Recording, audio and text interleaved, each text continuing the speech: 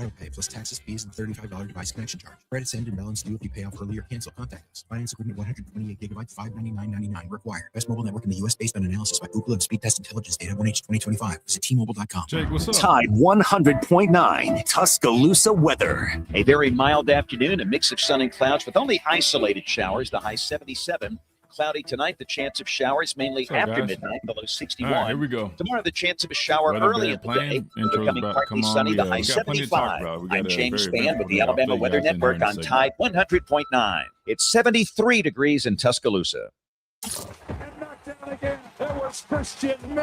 time for the Miller's Edge with 4-time SEC champion and 2-time national champion Christian Miller. Once again with Christian Miller taking him down. Here's college football playoff national champion Christian Miller on Tide 100.9 and 12:30 a.m. WTBC. And welcome into this Thursday edition of the Miller's Edge, Tide 100.9, 12:30 WTBC. Hope everybody is doing well today. We got a busy schedule here on the show today. I'm excited to dive into it. Let me fill you guys in on what we got planned. So, every Thursday we always get Brandon Clear on here, former Clemson wide receiver from the Birmingham area, but he's a big Alabama guy. Keeps up with the team a lot, and we like talking with him, discussing things with him. So we'll keep that going. We'll talk with him around 11:30 like we always do, get his thoughts on the latest on what's going on in this college football landscape, in the NCAA period. As you guys have probably seen, at least on the stream titles, there's been some interesting developments regarding the NCAA and how maybe, just maybe, they might be finally sticking up for themselves and trying to figure something out. We'll talk about that, and we'll talk with Brandon as well about that. Plus, at the top of the hour, we will hear from our guy, Adam from Lamparello Law. You guys know Adam. He's very active here in the chat. You guys probably see him all the time. He's going to be joining us on the stream. Adam's a big football guy. He knows a lot about the game, but also he's got a lot of wisdom and knowledge, especially when it comes to this whole legislation thing. That's what Lamparello Law does, right? Adam is a lawyer and a professor. So he's going to help us kind of break some of this stuff down, especially with the recent cases that have been going on. And then with the latest in terms of the NCAA finally having some type of an answer potentially to some of these eligibility cases that we're seeing pop up left and right, not only in basketball, but also football. Remember, you got Aguilar, quarterback from Tennessee, actively involved in the case. You had Trinidad Chambliss. He had won his injunction, I think last week it was. He is now eligible to play again. But it seems like they've resorted to another measure that could potentially, I don't know if I would say would, make teams think twice about some of these cases. I'll fill you guys in on the details here in a minute, but it definitely is very interesting, and I'm just curious if it actually grows from here. We'll have to see. Knowing, Chase, how everything else happens, it's kind of like, all right, you hear a mention of something, somebody throws out an idea, nothing ever happens from it. Wouldn't be shocked if that's the case, but we'll have to see about that. But speaking of basketball, like we just were talking about some of those cases with basketball, how about the game yesterday, Chase? I don't know if you got to go. I think I saw Reed post on his story that he attended the game, but Alabama men's basketball getting a big-time win over Arkansas yesterday, 117-115 here in Coleman Coliseum. Now, I didn't attend the game, but I heard it was absolutely electric, a double overtime type deal, and the kid from Arkansas, the freshman young player, that point guard, my brother was telling me who's the DJ, by the way. I'm going to talk about that here in a second. But allegedly was just going off, and it was, really, really a good matchup. Chase, did you get to watch the game, or did you go at all? I watched a little bit of it. Just insanity all around, 2 overtimes. Like, that's past my bedtime. So that's crazy. But just superstars all around. If you really wanted to know what SEC is about, that was the game to watch. And you kind of talked about seeing Reed's article. I actually have him with me, and just seeing his analysis on the game was really special. And but yeah, it was a great game overall, Christian. Yeah, I'll get him on here. I'll let him jump on the mic and give his thoughts on it. Since I didn't realize he wrote an article, we'll let him explain his article here in a second. But in terms of our end, LeBaron Philon led the team with 35 points. Huge game for him. He was on fire. And like I said, the kid from Arkansas dropped 49. I mean, talk about very impressive. I see why there were so many scouts. I think Wyatt or somebody had tweeted just about the number of scouts that were in attendance to watch this game. And you can imagine, I mean, Phylon and Darius Acuff from Arkansas, obviously going back and forth, two young players that are going to have the eyes of a lot of NBA scouts and front office personnel. Sherelle, big game as well, had 13 rebounds, led the team, definitely stepped up in that area. So, look, man, you can't get, I guess you can't ask for much more in terms of an entertaining game like that. Big time win for Nate Oates in this basketball team. We'll talk about why it is a little worrisome, though, with the whole article that came out regarding the NCAA and kind of what they're cracking down on, because it could directly affect Alabama, specifically Alabama men's basketball. But real quick, speaking of the game, and you guys know, many people know, I don't think everybody knows, funny enough, because this tweet had popped up regarding the DJ yesterday. And my brother got back and he was like, man, fired up, talking about how the atmosphere was great. Everybody was raving, Greg Burns walking by, giving him the nod of approval, thumbs up, all the staff, everybody's fired up. I mean, it was a great thing. And then this tweet pops up and it's like, man, Alabama's DJ, who is that old guy playing the cha-cha slide? Get him out of here. And I had to come to defense for my brother. Not like I had to come to defense, but I wanted to clarify, because it was a good opportunity actually to explain kind of how the whole thing works with being a DJ at an athletic event. So for people that don't know, so my brother is the DJ for Alabama men's basketball. He does not do football. I know some people kind of correlate everything. He's not doing football, not yet. Hopefully they do end up, giving him the keys over there, because I'm telling you guys right now, he would completely turn that atmosphere around. But so for the people that were wondering, like, man, what are y'all thinking playing the cha-cha slide? So the way it works to DJ at these athletic events, because he's like an actual DJ, mixes music, mixes all that stuff. I mean, he's done a number of custom things specifically for basketball. The reason they brought him in was because they wanted to improve and enhance the atmosphere, right? Like that he's like literally he's an open format guy. I mean, he can literally play anything and everything. He can mix things together. He can do a lot of. He's really, really, really good, and he's been doing it for a while and has had a lot of success. He's worked with many artists, throughout the industry, the music industry. He's played at music festivals, clubs, bars, you name it, all across the Southeast. I mean, there's plenty of. So what I'm getting at is, it's not like they just hired. So some people are just like, oh man, who are they hiring? The guy is probably overqualified, if we're being honest here. That said, what people have to understand is you're talking about, number one, is because it's a family event. So even if he wanted to go in there and make this whole mix that consisted of straight young boy, all the, straight hip hop stuff that all the basketball players on the team, he can't do that, because it's, it has to be tailored to, you've got, no offense to some of our older listeners, but you got a lot of, older, attendees, right? So you got to mix in some things to appease that crowd. You got the kids and you got the young students. So it's actually, you got to play a little bit of everything. You've got to know your audience, like Joey is saying, which he actually does a really good job of that. And that's why they like the job that he does, because he knows when to work in some of the, the high energy, kind of EDM type stuff to get the crowd going. He knows when to play stuff more for the players. That might be stuff requested by those guys. And speaking of being requested, the players themselves are the ones that requested and wanted him to start doing it, right? Because he's been doing it for several years now. And they were, fired up when they heard that he was going to start doing it. And they're the ones that always ask him to do it, or keep wanting him to do it year in and year out. So anyway, long story short, the way it works, because I know some people are kind of confused, right?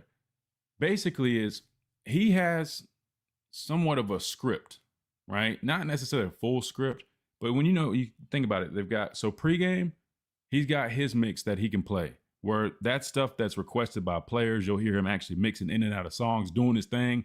You know what I mean? Like, if you're wondering like kind of how he DJs, there's only like a small period where you're really going to get to hear that. And that's probably pregame, because that's like for the players for the most part, right? Those guys are warming up. It's a lot of the music that they want to hear. But once you get like in the game, you have to be very specific on what you're doing. And there's somewhat of a script, right, that he has to follow. He has production in his headset, and they're going to, recommend him, hey, we need you to play this right here. So, for example, they mentioned the cha-cha slide. It's just a snippet of it. He's not playing the cha-cha slide, the whole song necessarily to to, you know what I mean, get everybody doing the cha-cha slide. But you got the part where it says, everybody clap your hands. That's a snippet taken from that song, and it's very common in athletic events, especially NBA games, right? To kind of get the crowd to clap, right? For example, like they have a thing where they play, and I know he does play Sandstorm, but what is Seven Nation Army? That's a big one. You know, they'll cue him to play that at certain times. So basically, I'm explaining this because I was responding to the tweet just so people understood like how it works. But then I think there was somebody that asked like, oh, how does it work? Do the players request the songs? Can he just play anything? So that's why I'm explaining all this. If you're wondering why I'm giving you guys the process, basically for pregame in that time, yes, players can request things that they want to hear, artists, songs, all that good stuff.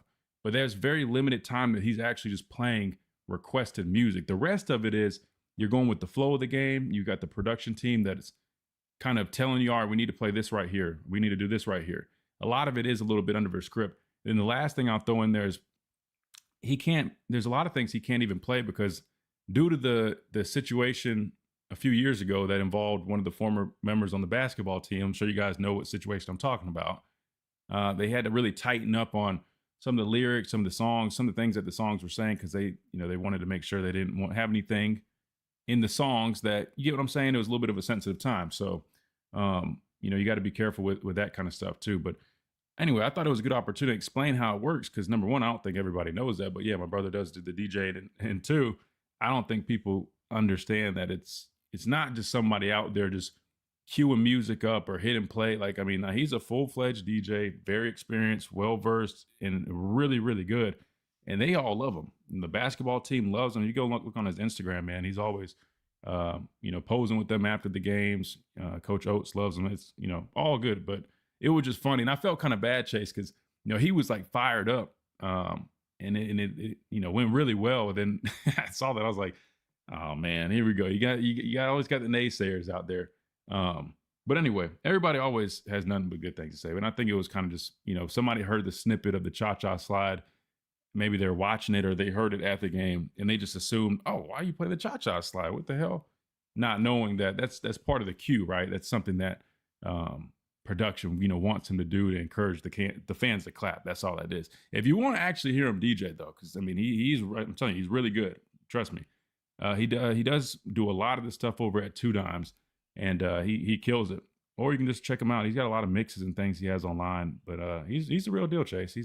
You've heard him. Matter of fact, Chase, we brought you to Two Dimes, and I'm on now. Here. Yeah. Like I wish they knew the differences of like being an athletics DJ. Like when he's in that role, it's like you're basically following guidelines in the script versus if they heard him really do his thing. And the only reason I'm putting so much attention on this, of course, as my brother, I got to do that. But two, man, if they only knew kind of what it took to even to get to that point, and he's gone through a lot even to get there. So that's why I'm very defensive about that because I'm like, man, he's been crushing and doing a good job, and I wanted to do it as long as possible. Not only that, I want him to start doing more of the football stuff, right? Like, don't judge off a little snippet of a little cha-cha thing, like trying to be funny on a tweet. If you guys, which they were complaining about the football stuff, like don't attack people that you don't know the whole deal about. Because if you want a better atmosphere that has a lot more energy to it over a football, y'all need to start encouraging that so they'll get him to stop, to go from basketball, but also doing football events.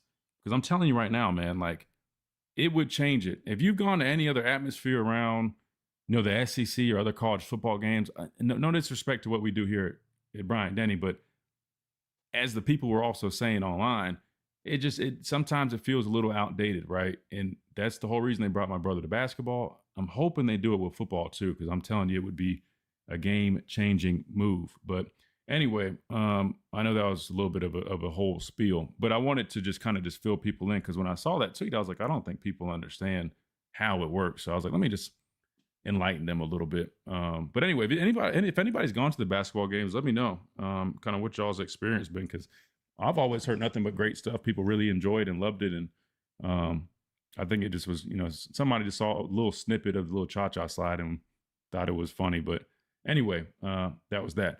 All right, we got to hit a timeout. When we come back, we'll keep on rolling. 11:30, we got Brandon Clear. We'll get him on the phone lines. Top of the hour, we got our guy Adam joining the stream. If you guys haven't checked us out already, at the Miller's Edge on YouTube, you can check us out completely free.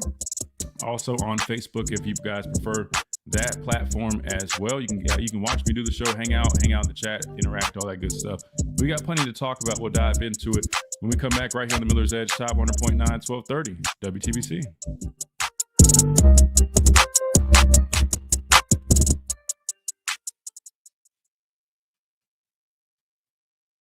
Mazda. Get the grand reopening price. Plus, make no payments till spring. Tuscaloosa Mazda. What's up, guys? Who we got in here? Jake, what's up? Dikenji, what's up? BJ, Joey, Kimberly, Dwight, Nick, Superfly. I got Superfly's back in here early. Crystal, what's up? Haven't been in Tuscaloosa, but I did go to the Bama, South Carolina game when they came to Columbia. Basketball and football. Speaking of South Carolina basketball, I think women's basketball plays here today, if I'm not mistaken. Don Staley and co coming to town, which would be cool.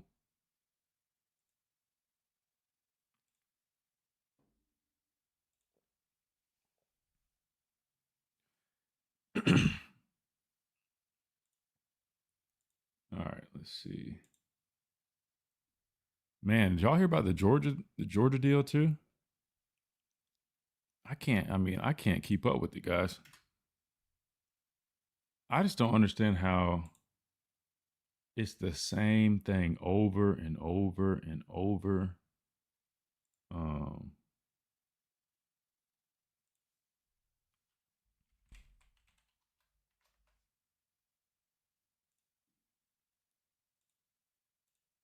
Literally every single week, I feel like there's another guy from Georgia getting arrested for the same stuff too, man. Like, I think it's a little bit of both. I think the law enforcement there, I mean, they're probably on high alert for, reckless driving because it's all the same charge, man. But I think the other issue is, hey, I ain't gonna lie to you, man. I wanted to talk about that whole IMG thing, but I'm kind of like, you know what? I don't want to. That's I kind of want to steer away from some of that, man. That ain't my business. I really wanted to talk about that though, but I was like, that's probably a better conversation in private. I don't want to be talking too much about that, man. Boy, that's a whole different deal over there. Yeah, that's nah. I'm staying in my lane. Staying in my lane. I watch too many series, guys, and then you guys know. I mean, I speak Spanish. I know a lot of people overseas and stuff. I'm just like, stuff I've heard and stuff. I'm good, man. I'll pass. I'm good. I don't even need to offer my 2 cents on that, even though I want to. Chill, Smitty. That's what I'm saying. That's why I'm like, look. Listen, it's a very interesting topic, especially for somebody like me. I love, the Latin culture, all that stuff. I mean, I'm filled in on a lot, but no, I ain't talking about that publicly. We good, guys. We'll keep next topic. Y'all ain't about to y'all can talk about it in the chat. Y'all are good. My face is up here and said, no, we're good, bro. We're good. I don't know what you guys are talking about.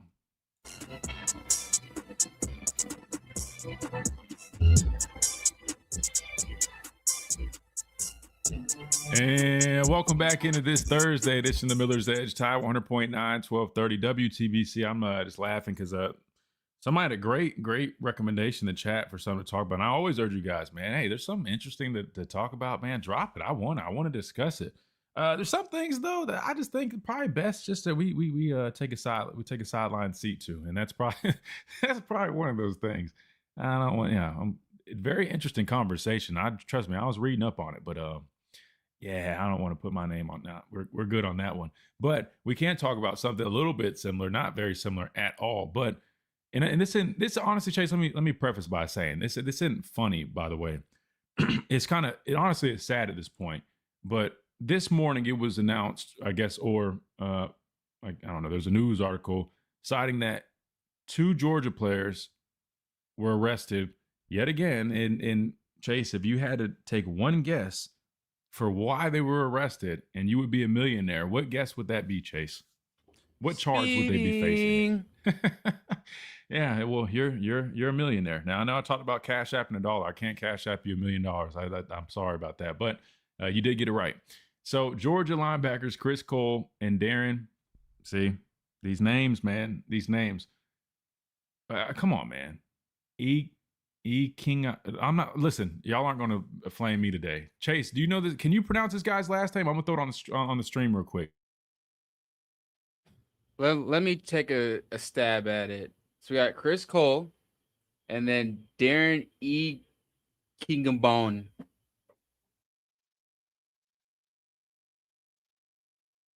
What is that? I will cash app you $1 if you come on, man.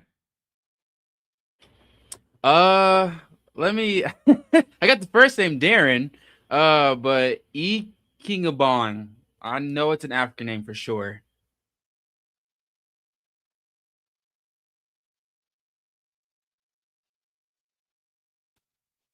All right. Hopefully you guys can still hear me. My stream's acting a little weird. It kind of just went blank. Chase, you still got me? Yeah. Can you hear me, Christian? Yeah, I can hear you perfect, but the stream is a little funny looking. All right. Maybe it's just the layout. All right. We'll just keep on rolling. Anyway. So, okay. Yeah, there it goes. I think you said it right. Ekinagbon, maybe. I don't know. I'm not too familiar with him. I'm not making fun of his name. I promise I'm not. I'm just kind of confused.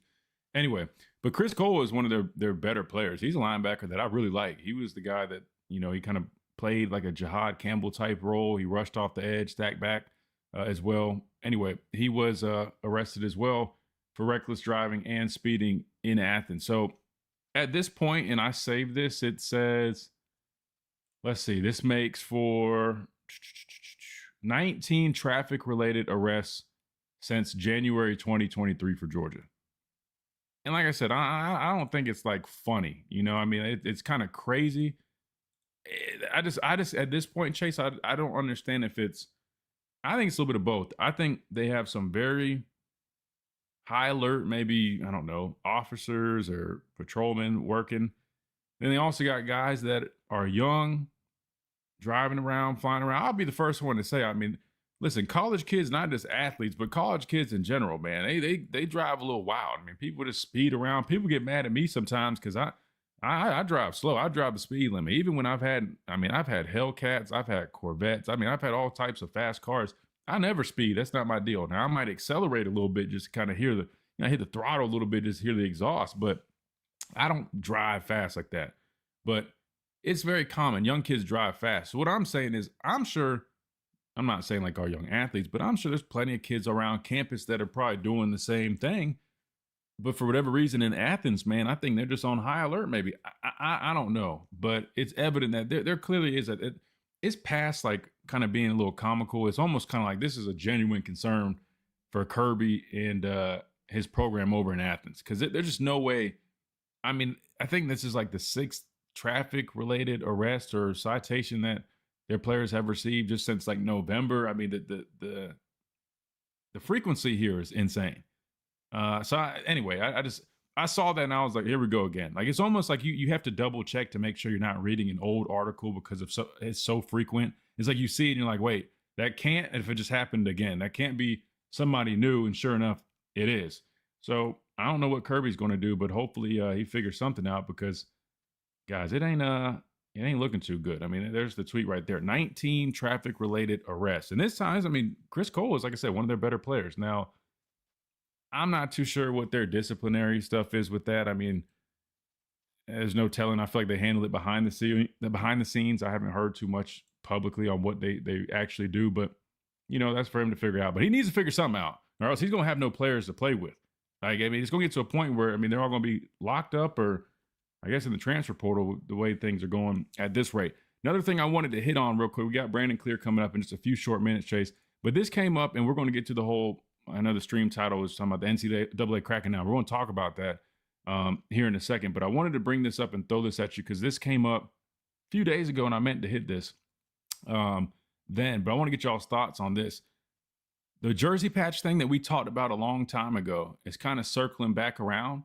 And I think LSU officially announced that they're going to have themselves a jersey sponsor for the 26-27 school year. So AL.com had put this, and they had like some basically some pictures of some examples like what this could look like. I'm just going to be straight up, and I'm sharing them on the screen. If you guys are on the stream, you guys can see this. We definitely aren't going to do Taco Casa anymore. Little Debbie was one they threw on there for fun. Now, these are all for fun and for play. But if it looked anything like this, I'm good on it, man. We can find another way to raise some money. To me, when we talked about this, I said like Mercedes would probably be like one of the few because I think the logo's simple. I feel like, it's a high end. It's supposed to be high end. They mean, that's the whole thing about their brand, even though one could argue they're not the most reliable cars. You get the point, though. I feel like Mercedes might not be bad. You got the ties to Coach Saban and his dealership. But these examples right here that AL.com came up, Golden Flake, I get it. There's deep ties with Alabama and Golden Flake. I mean, Golden Flake sponsors everything when it comes to A-Day and all types of events. Now, the crimson in the Golden Flake logo kind of flows, but the big yellow, and then the fact that you got a brand of bags of chips on an Alabama jersey, Chase, I'm not feeling that, man. To me, I'm like, it can't be like a chip company. Like, that just seems weird. The logo doesn't look terrible because of the red in it, but it's too big. I think AL.com made these logos way too big in these examples. The Taco Casa one, we already know that's not going to happen anymore. We can move on from that one. Little Debbie, get it. Coach Saban, his, I guess I was about to use the word fetish. That was definitely the wrong word to use there. He loves Little Debbie's. We'll keep moving from that one. And he's not coaching right now, so that's probably not going to make much sense. And then you got regions. Yeah, I mean, I don't know, Chase. I mean, what do you think about these? Because you can see the stream, I'm assuming. I mean, what do you think about these real quick before we hit this timeout and get to Brandon Clare? It's definitely weird, for everybody to be up in smoke about the name being changed, the stadium. I don't think people would take too kindly to see ads on Alabama's jersey. I was talking to Reed, and he agreed. There's other ways to make money in NIL. I don't think this is the good route to do it. I think tradition is such a big thing here at Alabama. I've learned that living here in Tuscaloosa, and I just feel like it's kind of like you're pulling Superman's cape off of his chest. I feel like you're kind of changing the whole dynamic of what Alabama is, and just leave that alone. That is something that is very covenant to a lot of people. So I think that would definitely be a sour taste in people's mouths to see, the cornflake, that yellow, that's an ew. Yeah. And the fact that it's like for a brand of like chips, man, like no offense to Golden Flake. Shout out to Golden Flake. Can't say, I just go to the grocery store and buy a bunch of Golden Flake stuff. I really have only eaten Golden Flakes really, I guess, with football here. But here's LSU's, I guess, official, jersey patch that they will be wearing. Woodside Energy. Look, the logo is white. It blends in with the jersey. Well, I guess the text is purple right now. And then maybe they even altered the colors to match with LSU. But to me, that's so subtle that I'm not too mad at that one. I would probably prefer not to. I know some people didn't even want you to have a field patch. I don't really mind, there being the logo on the field. Like Alabama, I think theirs is like the something to do with like the armed forces or somebody like that. It was like the I don't want to mess up which service it is, but it's very subtle. It's just text. It don't look bad.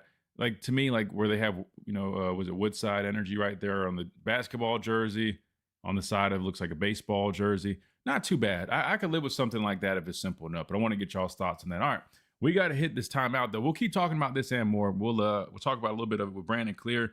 Plus, we got Adam joining us at the top of the hour right here on the Miller's Edge. Got to hit a quick timeout, but don't go anywhere. We're just getting started. We're just rolling. We'll be right back after this quick timeout.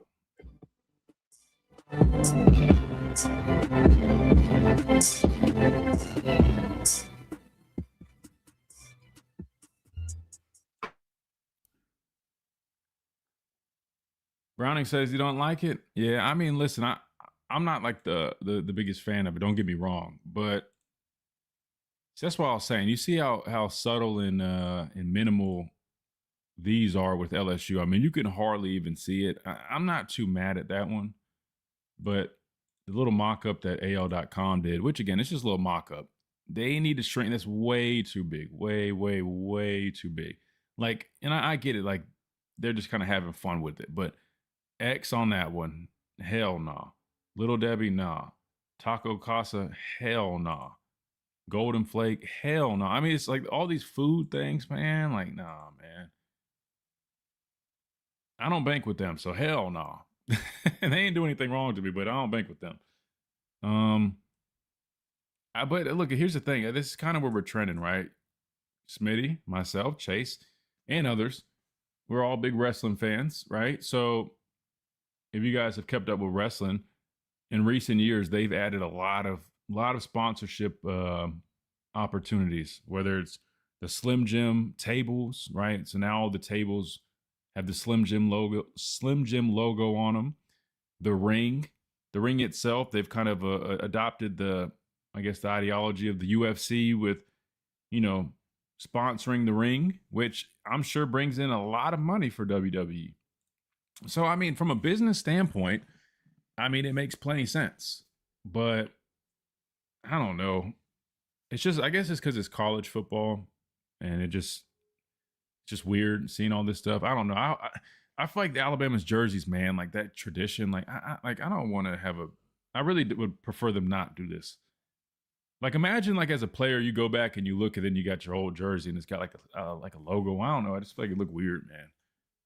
Like, it would be weird if I went back and I'm like hanging my jersey up and I'll just forever have a Golden Flakes patch on my jersey. Like, I don't mind the patches from like the bowl games. That's cool. But I don't want like a food brand on my jersey, respectfully. But I guess money talks. And if that's contributing to getting you a much better roster, maybe we have to sit down and discuss that. You missed the old Golden Flake commercials on the Alabama broadcast. What, they change them or something? Not even what the advertiser was going for. Too big and shouldn't be on the front, maybe on the sleeve, around the bottom. Definitely too big on these examples. But the only thing, Crystal, is, these advertisers, they are going to want the visibility. I'm with you, though. If it's down in like the bottom half of the jersey, that's a lot different. These big chest patches are a different story. But I think if you do something small and minimal, like for example, what's the field sponsor, guys? And you know what I'm talking about. It's like something Builder or something. But I think it's for like the National Guard or something. We have a field sponsor right now, and it's very subtle, and it's not. And I'm pretty sure it's like with some branch of the armed forces or something. I wouldn't be mad at that. I think that could work if it's subtle, like the ones we just saw. Like again, let me put LSU's up on there, because this is exactly like that's allegedly. I don't know. I don't know who this guy. I'm assuming. Yeah, he works. Yeah, he covers LSU, so it should be legit. Let me go back to their football one. I'm not too mad at that. I don't want it, but I could live with it. I think that's the best way I put it. And welcome back into this Thursday edition of the Miller's Edge, Tide 100.9, 1230 WTBC. All right, we're going to go to the phone lines. We got our first guest of the day, our guy who joins us every Thursday here on the show, Brandon Clear, former Clemson wide receiver, Birmingham native, our guy. Brandon, what's up, man? How's everything? Hey, Christian, I'm doing great. Miller's Edge family, what's happening? Excited to talk some balls. Absolutely, man. Absolutely. Hey, listen, we got a conversation going on right now. I just want to get your quick thoughts on it now. NIL is kind of driving everything these days. It's all about trying to find ways to get more revenue, get more money to be able to put back in the program. Now, I don't know exactly what the whole deal is with, because I know the school can't pay their own money, right? It has to come from the collective. But anyway, we're always looking for opportunities. Well, jersey patches, that was something that was being discussed, I think, a while ago, because we talked about it on the show. But now it's actually coming to fruition. LSU, I think, is one of the first schools to actually do it. And we're taking a look at theirs now. It just is Woodside Energy, very simple logo. They got the patch on the front of the jersey. It blends in with it. It's got a white background and blending with the white jersey, the purple text. But I want to get your thoughts. Alabama, do you think you could live with them going to a jersey patch like this and seeing that classic, traditional Alabama jersey with a Mercedes-Benz logo on the front of it? Or do you think that's just too much? in my personal opinion, I think it's too much. And, I really like to go off of how the NFL does things. Very simple. And the only thing that I should be seeing on there is now, that was one shift from Coach Saban to, Kalen DeBoer having the captain's badge on there, right? So you have the captain's patch on, you have the Nike logo, and you got the script A. And for me, it feels a little bit like you're selling out. But when you're in LSU or some of these other programs, they're requiring to get this money. There has to be some compensation from these gentlemen that are putting up the cash, right? I'm not going to just keep giving you money and there's no return on my investment. So I've got to have a fail-proof plan of either one, seeing my logo on something, which would be one, way to just pay back what I'm giving into it, or the second, and which is probably the most important piece, is winning. So any person that makes that kind of money, they don't do returns on investments as charity unless there's something in it for them. And a lot of times it's, they want the gratitude, but more importantly, they want the bragging rights to say that, hey, I contributed to that. And now you take it a step further. When they go on there and you see the logo for whatever company they're with, they're like, hey, I'm the biggest donor. And that's the patch you're seeing on there. That's my company. And the curiosity starts sparking up. And when that initially happens within that first year, it is always going to be a subject of conversation. So it's genius on the fact of, LSU almost went bankrupt a couple years ago, right? Like the school itself. So the football program is generating a lot of money. So having the opportunity for these big time donors to come in and say, hey, if you pay enough money, we're willing to go ahead and put your patch on our uniforms. And you just got to be careful because all of a sudden, if you got like 15 things on someone's uniform, it looks crazy. And I know the NBA has kind of shifted and thought about doing this, and they've done it very subtly.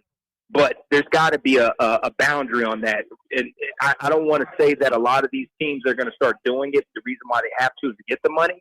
But you got to be very careful because we're already teetering on. There's got to be, to me, there has to be a player-led organization that is set up to where these guys are viewed as employees. This is just where we're headed. And that's how these schools are going to be able to start managing some of this crazy. But as for right now, the NIL deals, if I'm Bama, I don't do it. But if they got to go ahead and have Nick Saban maybe sponsor something and put, Mercedes-Benz logo on there, then so be it. But I would hope they would do it tastefully and not necessarily mess up the flow of, those classic uniforms. Yeah, that's the biggest thing, man. The tradition on those uniforms. It would feel really weird to have somebody's brand on there in the form of a patch. But hey, listen, you made a good point. You talk about a bidding war.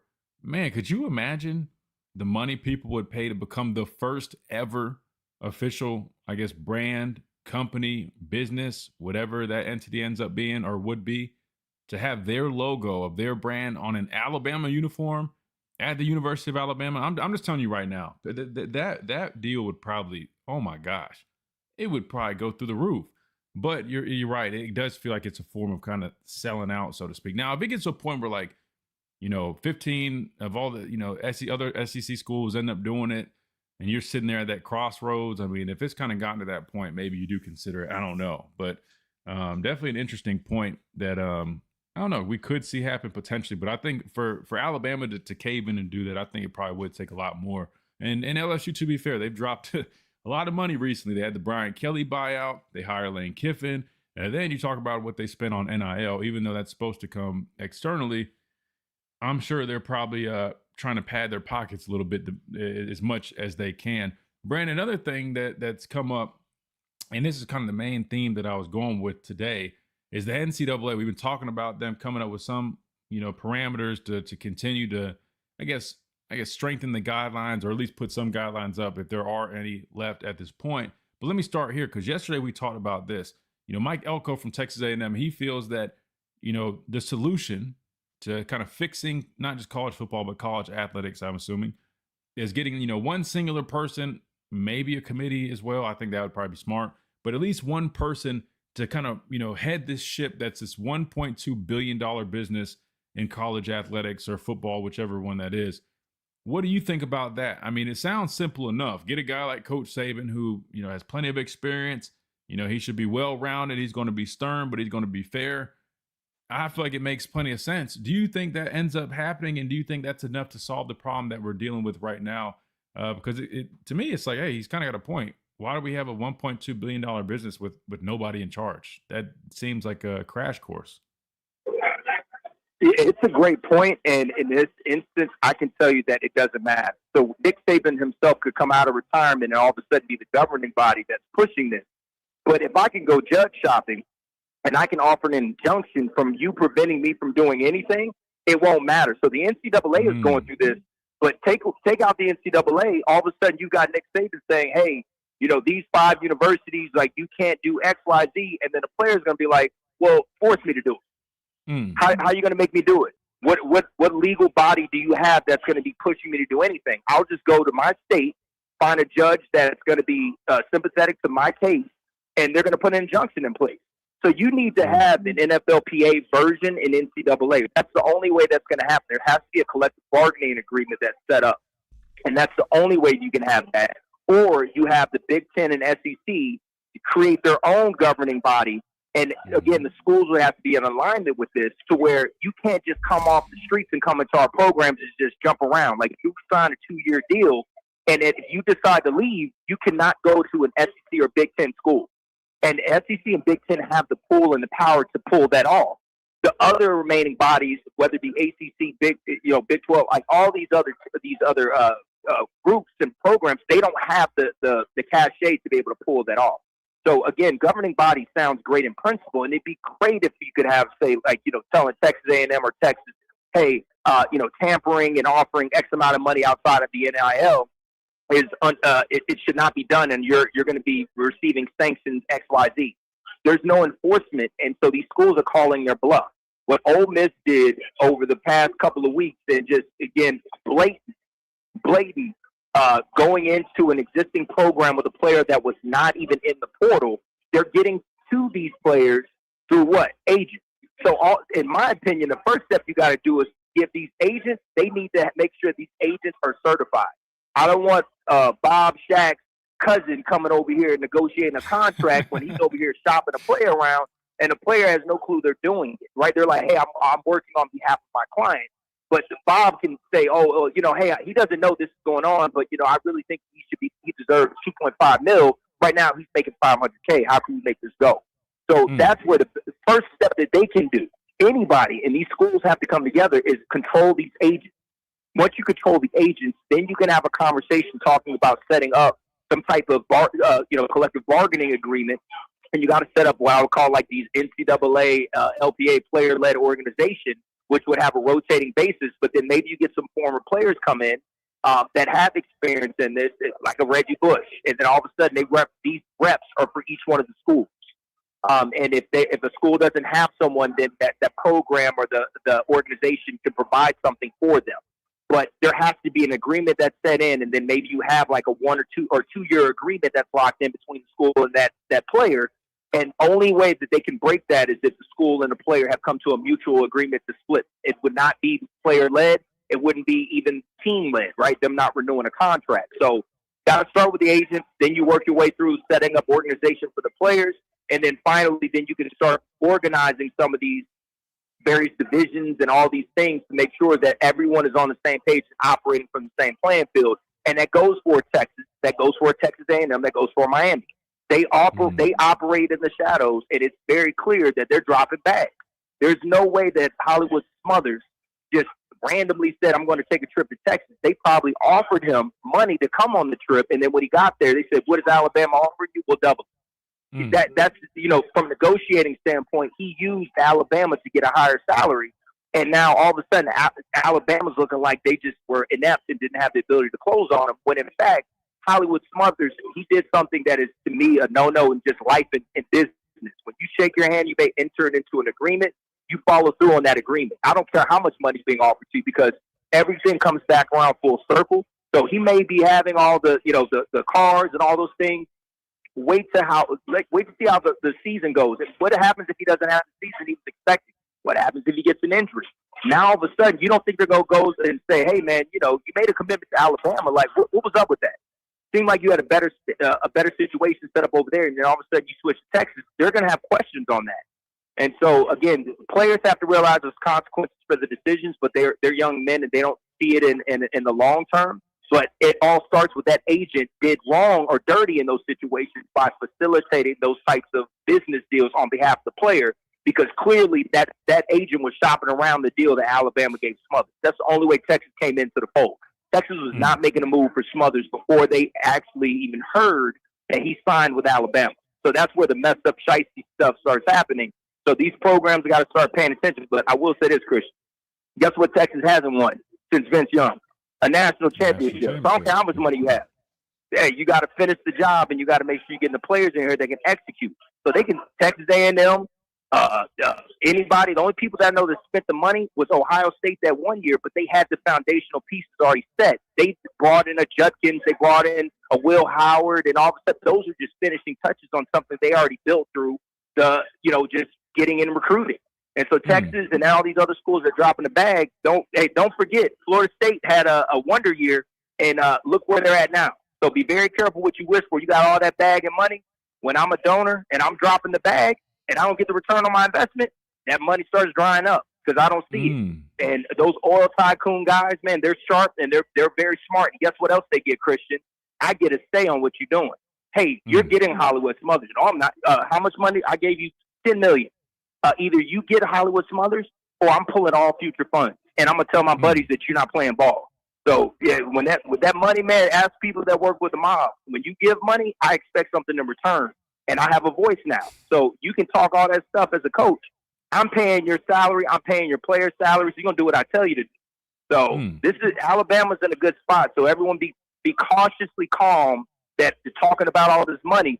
When money's flying around and results aren't happening, you get a Jimbo Fisher. So just be patient, everyone, and just know that there's a plan in place, and Courtney Morgan is well equipped to handle this, and just be patient.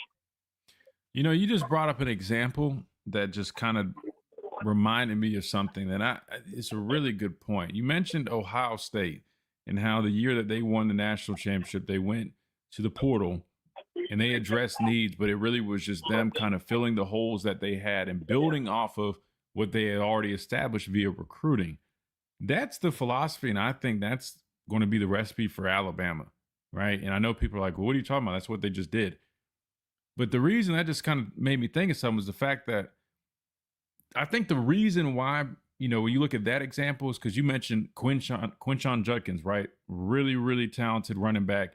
You saw what he did at Ole Miss before he transferred to Ohio State, right? They needed some help on the offensive line to get a guy like we had in Seth McLaughlin. I know people here, they jumped him, and I get it. He had some bad games, but nonetheless, the dude was an experienced offensive lineman, really smart football player that ended up having a lot of success over at Ohio State. And a number of other guys. You mentioned the veteran quarterback, Will Howard, that they got via the portal, and we all know the result. I think when I look at Alabama and what we did in the portal, I think the reason why, at least for me, and I think a handful, a number of other folks, just didn't really walk away from portal season feeling the way, people probably felt about that Ohio State year, was because it didn't seem like we had the same level of guys that we were bringing in like a team like Ohio State did. And I just wanted to hit that real quick because I was like, man, now that he says that, that's probably one of the best ways to just explain it, why there still probably is a little concern or a little bit of doubt when people, especially on the outside looking in, look at this team in Tuscaloosa, because one could argue if you had a portal class that looked a little bit more reminiscent of that class for Ohio State and how they were able to merge that with all the talent that they already had, and then what they were able to do with it, it would paint one story. But I think that's part of the reason why we're seeing a little bit of doubt towards Alabama right now. Because I don't know if you saw the clip, but Joel Klatt, he was talking about how, he's got a lot of question marks for Alabama. He doesn't even really think of Alabama when he thinks of the SEC currently. Now, again, he's not talking about success over the last decade or so. He's saying right now, when he thinks of the current state of the SEC, he doesn't really even think about Alabama as Georgia, Texas, and then Alabama. What are your thoughts on that, Brandon? So, again, I think Joe Klatt is a bit biased because he's a Big Ten homer. I respect him. He's very knowledgeable, and he does offer up solid opinions, but he was singing praises for USC. He's been singing praises for USC for the past 3 years, and USC hasn't done anything, right? He's a Lincoln Riley rider. And so, in my opinion, when you say that, he says Texas, what championships has Texas won? We're not even talking about in the past decade, right? So when you make those claims, I'm not even thinking about Alabama. That's BS. right? So we have I always agree. been in contention.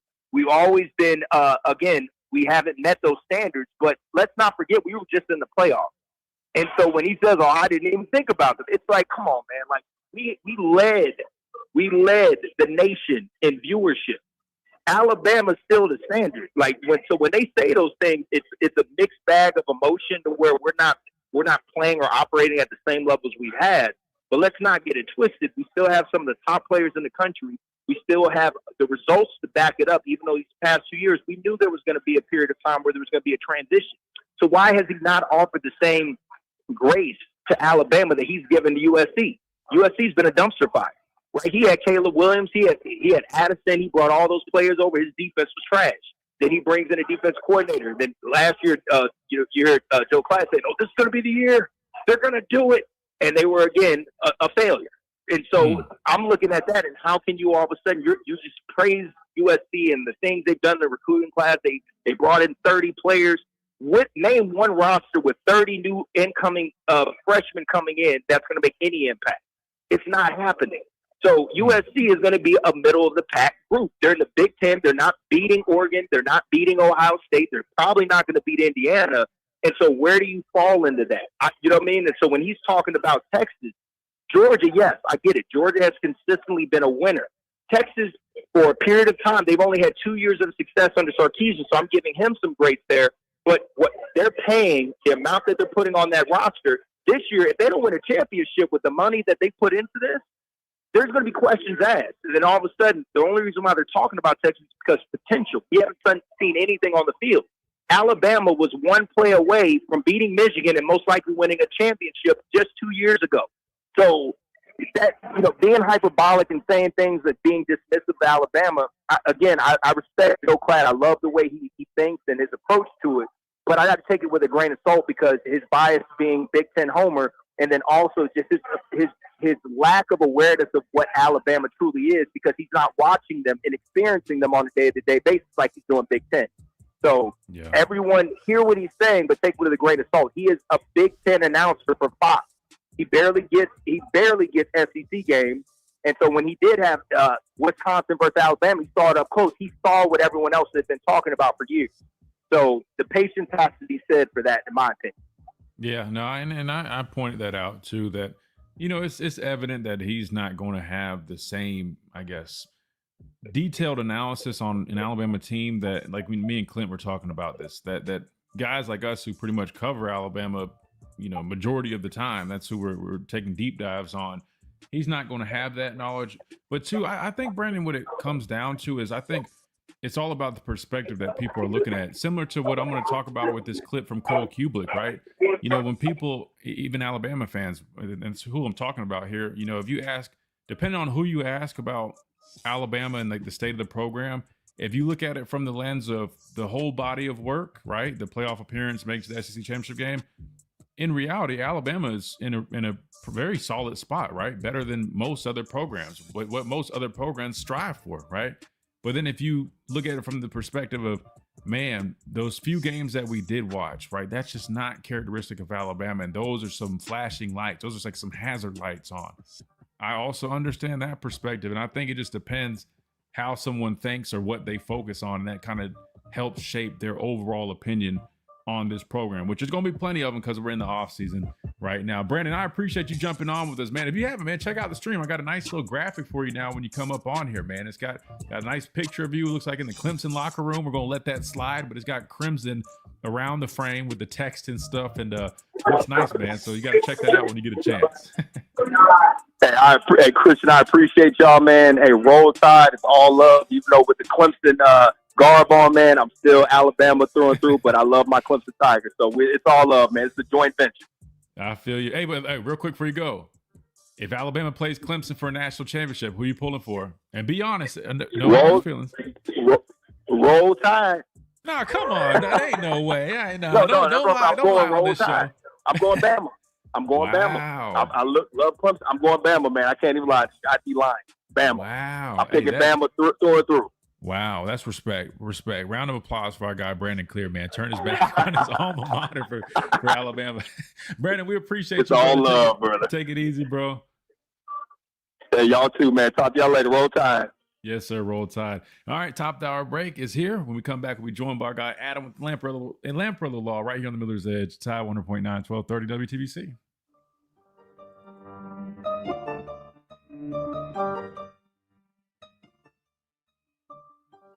The Tuscaloosa Thread News Update is brought to you. All right. See if we can get our guy Adam on here.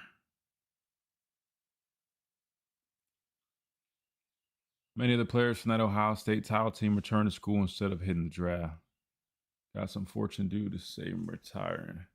Yeah, Smitty, I was just talking about, like, if you look at the players that they did bring in via the portal that year, I'm just saying, I think that would probably give it would have given a lot of people, a little bit more of like,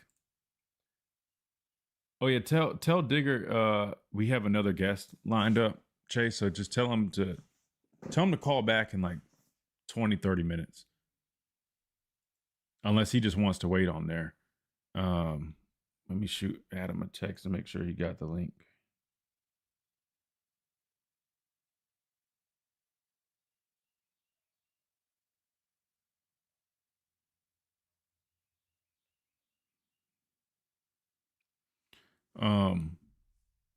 Yeah, I think it just probably would have given a little bit more of a positive outlook coming out of the portal season. If I'm just being completely honest with you.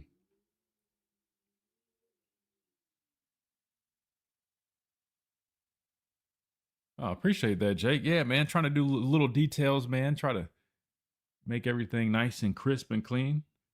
But yeah, you just go look. I mean, they brought in a veteran quarterback, which I'm not saying we need to bring in a veteran quarterback. You know, we got two really good players competing right now. But in terms of, going and getting Judkins, I think they got a couple guys on the defensive side of the ball. Seth McLaughlin, who probably wasn't a big name when they brought him in just because of some of the struggles he had, but he still was a starter here, played a lot of snaps here in Tuscaloosa. They go and get him to help rebolster that offensive line unit. And, they ended up having a lot of success. That's the only reason I brought that example up was that I think when you compare, now we'll know more down the road once we get to actually see these players, but for now, it's just kind of like, it doesn't look like it stacks up evenly, at least from my opinion. But again, just my opinion. We'll know more down the road. All right, we got our guy Adam on here. Let's see if we can bring him up. Let's see if we can get this. Let's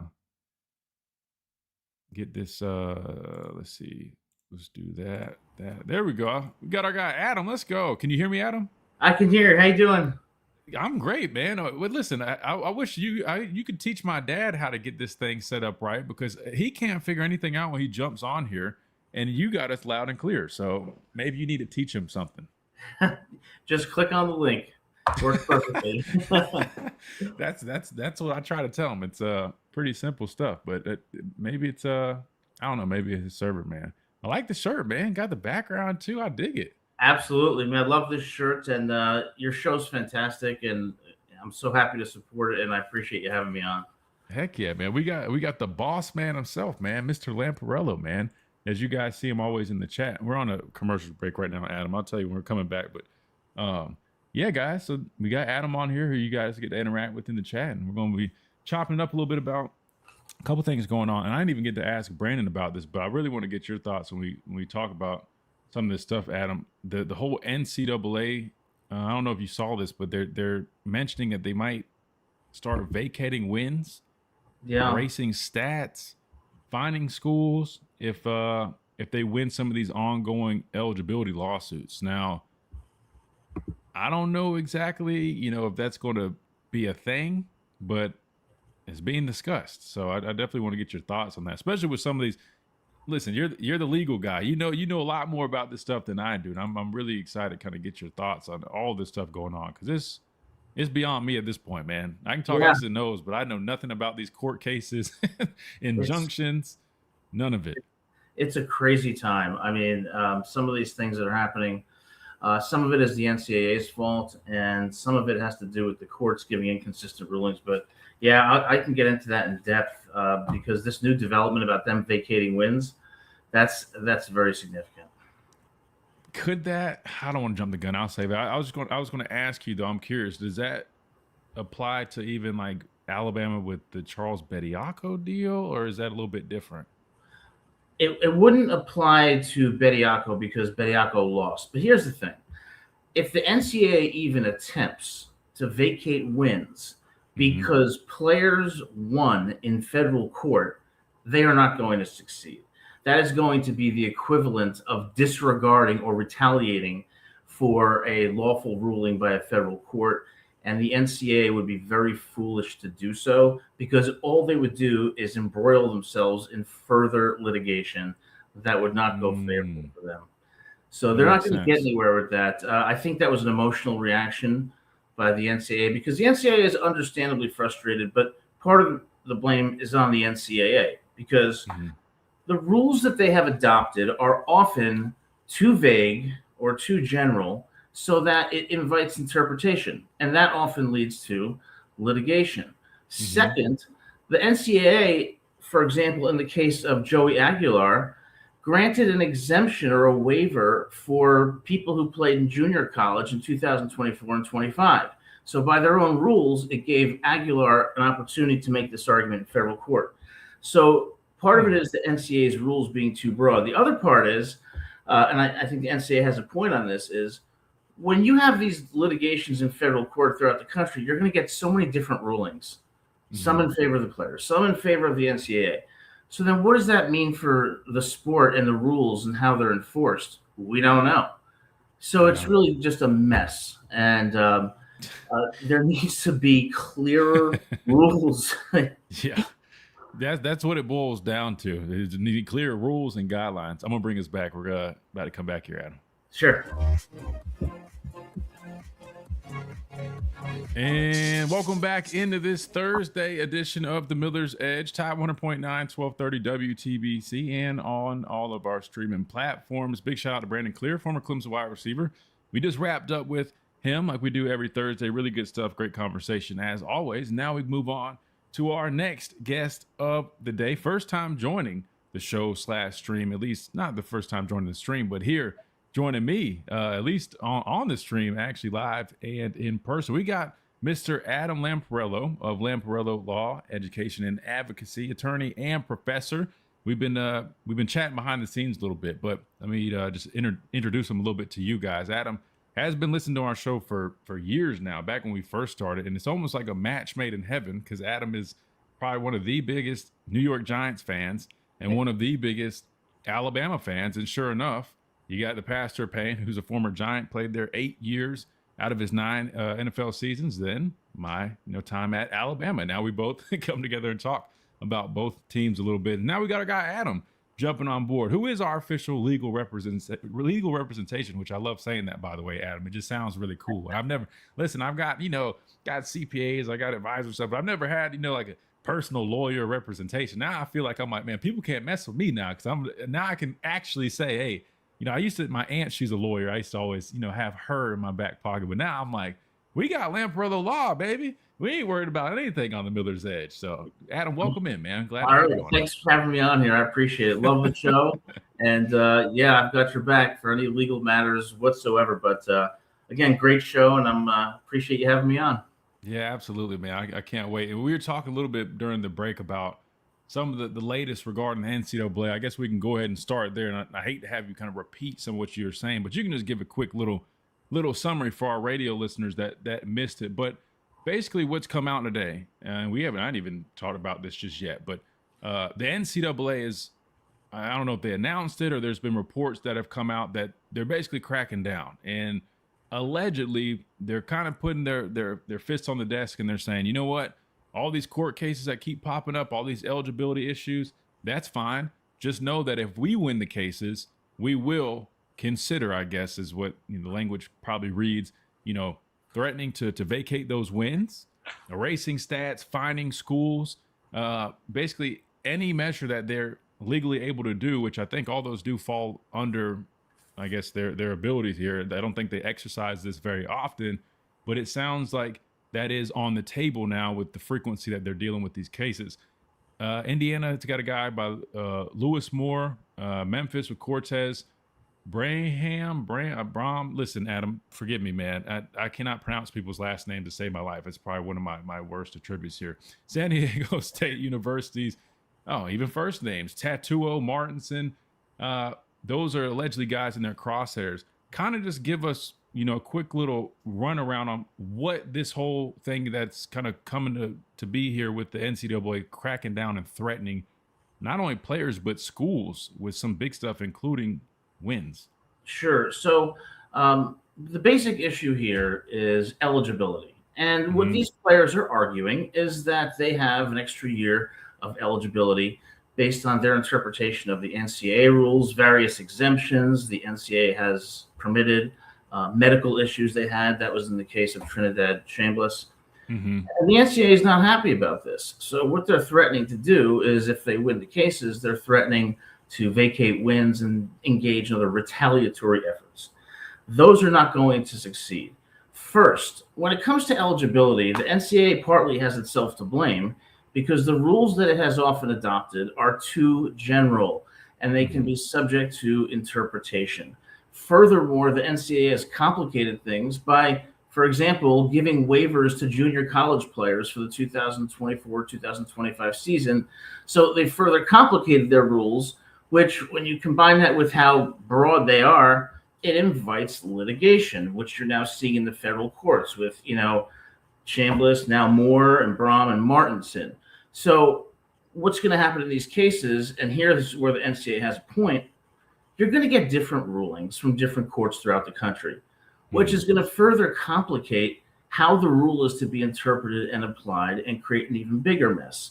Now, the NCAA, in response to this problem, shouldn't be to say, we're going to vacate wins and engage in all these punitive actions, because these players have a due process right under the U.S. Constitution to pursue legal action. So if they did that, that would be catastrophic for the NCAA. What they should be doing is developing clearer and simpler rules that they enforce evenly and consistently, and that are not capable of any alternative interpretations.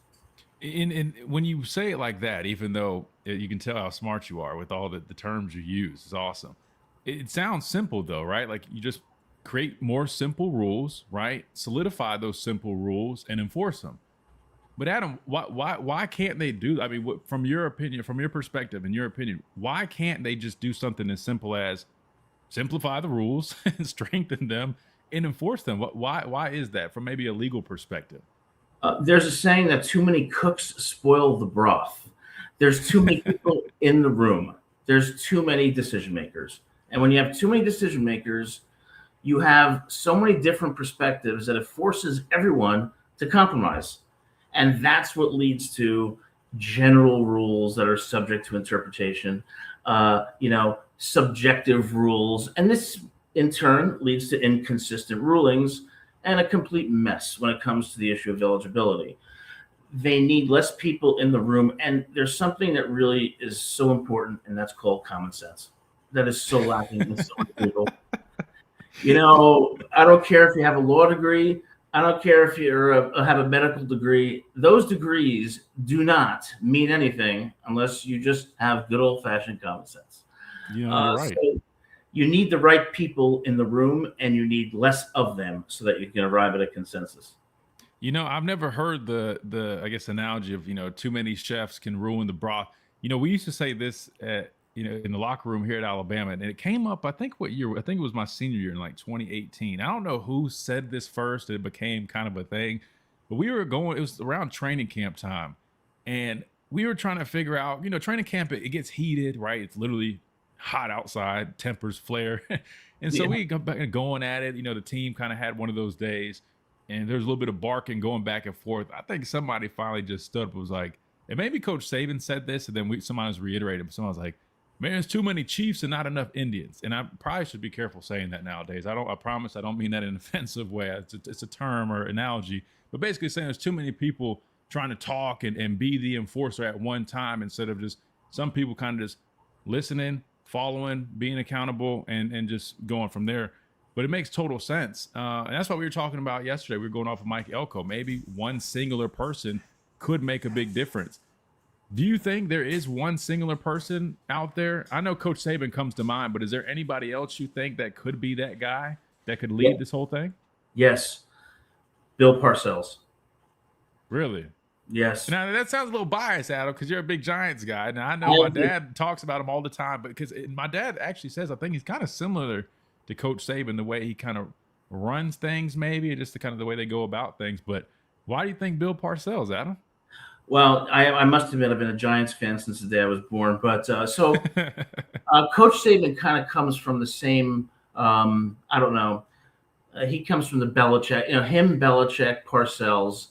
They all have the same kind of philosophy, which is, number one, they're great leaders. Number two, they know how to communicate, and they know how to do so clearly, and they know how to command respect. So you need a leader in that room at the NCAA. Now, provided he's healthy, because he's in his 80s, he's the kind of person who commands respect, has common sense, and knows how to communicate with people and build consensus. I don't think Coach Saban would be interested in it because, and this is just my speculation, but, for 30 years, he worked maybe 16 hours a day and was the best coach in the history of college football. He probably wants to enjoy life. And he certainly deserves that. Yeah. But he would be fantastic too. But I think Bill Parcells has the kind of presence, the kind of common sense, and the kind of respect to bring order to what is a chaotic situation. Yeah, I mean, that makes sense. I don't know. I just know what my dad has told me about Bill Parcells, and you're right. I think they do kind of come from that whole same DNA makeup tree, if you will.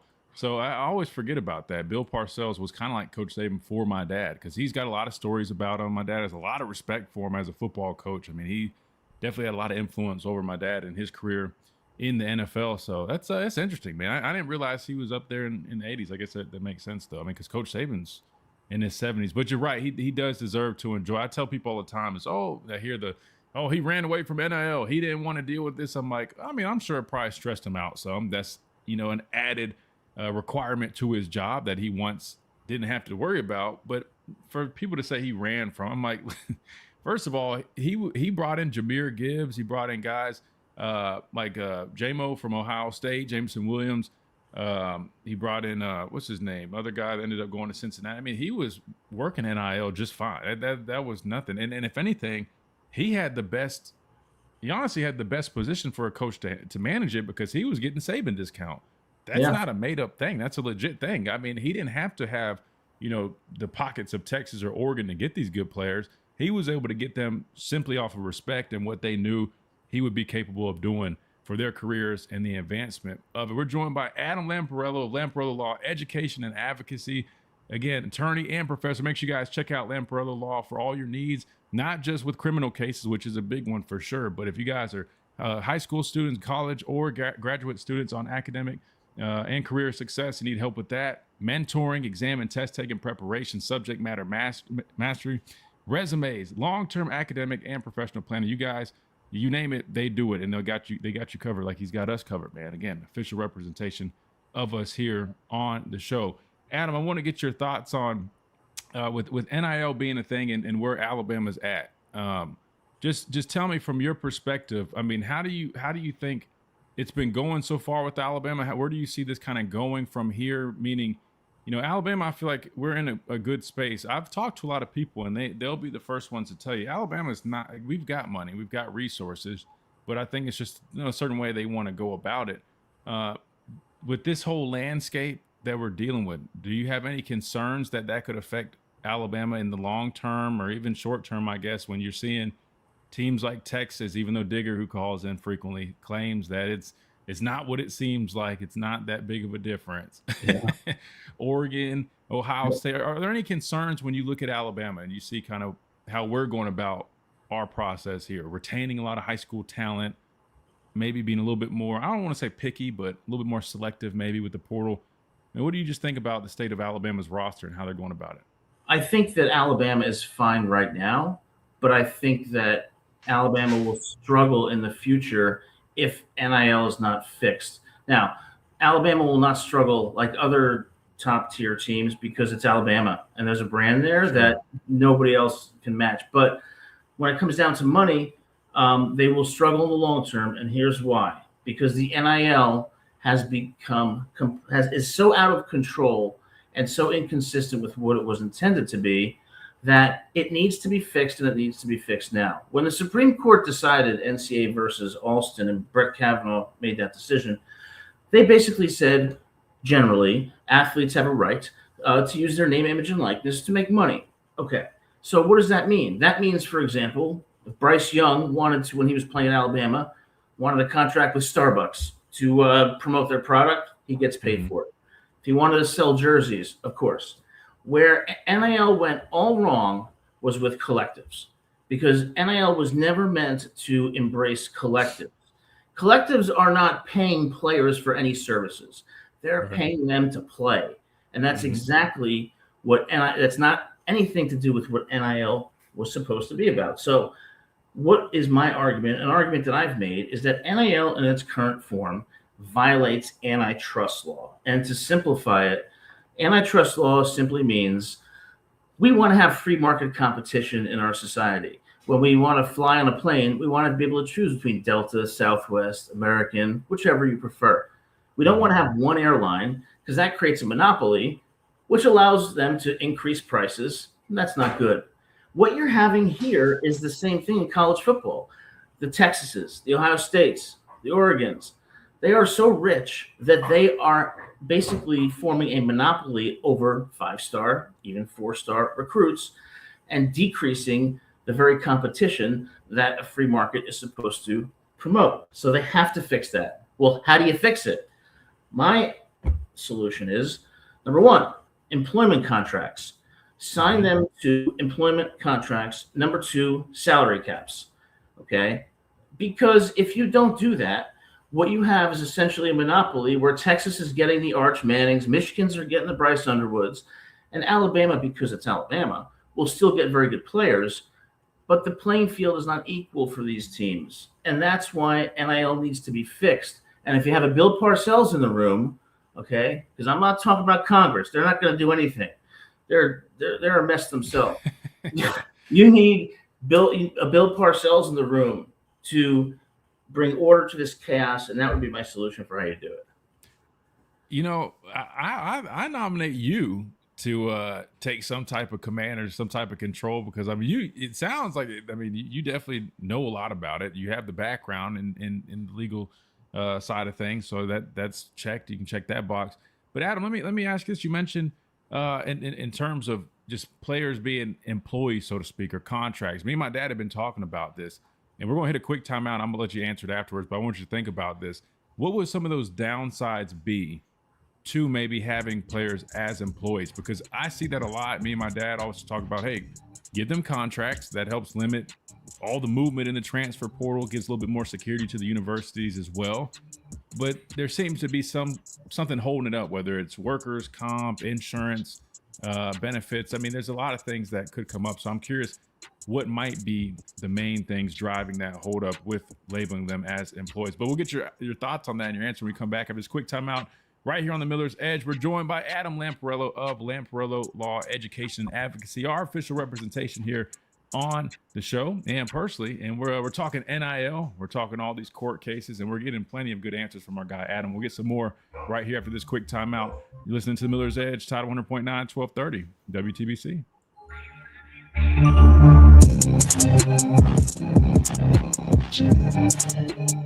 The Tuscaloosa Thread News Update. Hopefully you got another 10, 12 minutes or so free, Adam. Hopefully I'm not holding you too long. No, not at all. I'm happy to be here. All right, perfect. Sorry, I think my brother was letting dogs out. I'm hearing the whole circus going on. Let me see what some of these chats say. This will go to collective bargaining. Players will have some wins and some losses, as will the schools. It's interesting because I've even heard people throwing out the idea, Adam, about what is it called, like private equity into the teams. Like maybe you just sell the rights to the teams themselves, and you have investors, and that kind of handles. To me, I'm like, I hear all these things, and it's just crazy, Adam, because I get it. It's 2026. I graduated in 2018, which on one hand, it's not that long ago, but it is, it's getting there. But to go from not even, when I tell you, this is all right. We couldn't even get, like, if I saw you in person, you're like, hey Christian, let me pay for your drink, or let me get you a sandwich. I'm risking my eligibility being suspended, getting the school in trouble. Couldn't even have that. Even if it was something as simple as, hey, I'll pay for you to print this school paper because you forgot your wallet. That costs 75 cents. That could be an issue. To now we're talking about private equity, employment, and workers. I mean, all this stuff. It's the craziest thing to me, because it just went from like 0 to 100 so fast, and I still can't wrap my head around it. It did, and it's become a system now that is so unpredictable, and it has hurt every single team because number one, you have teams. The wealthiest teams are buying the best players. That does not lead to any serious market competition. Second, you have the transfer portal where, when I watched Alabama play, from 2007 to 2020, I knew who the players were. It's like, that's my team. That's Alabama. That's their identity. Now with Alabama, every other team, it's like every year there's these new players. And it's like, it takes away somewhat from college football. Like, you played for a team because you love that team.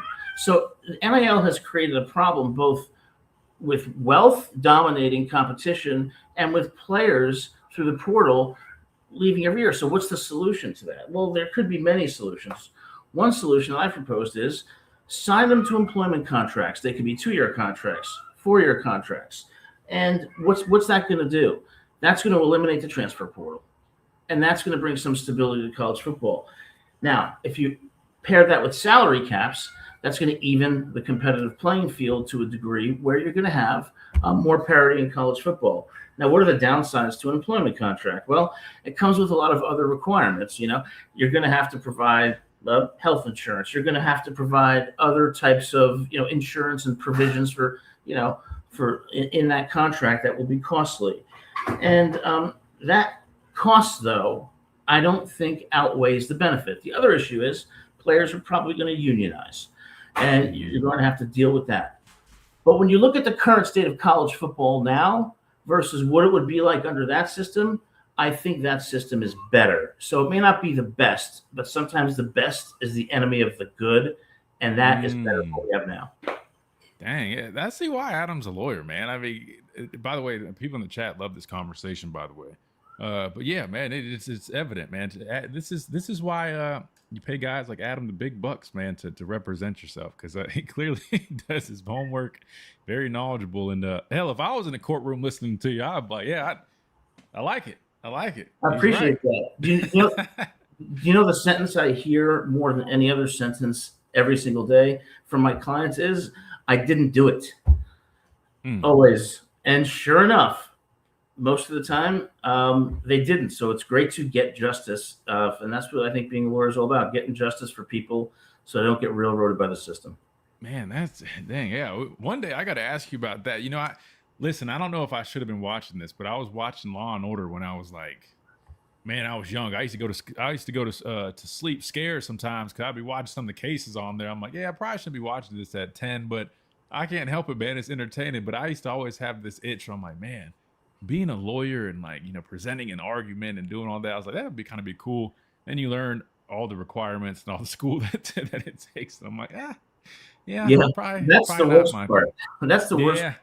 But I will tell you, at least for me, the good thing about being a lawyer is people, a lot of people don't have money, they don't have power, and they, can get screwed over by the system. And when you can stand in a courtroom and get justice for them, do good things. Right.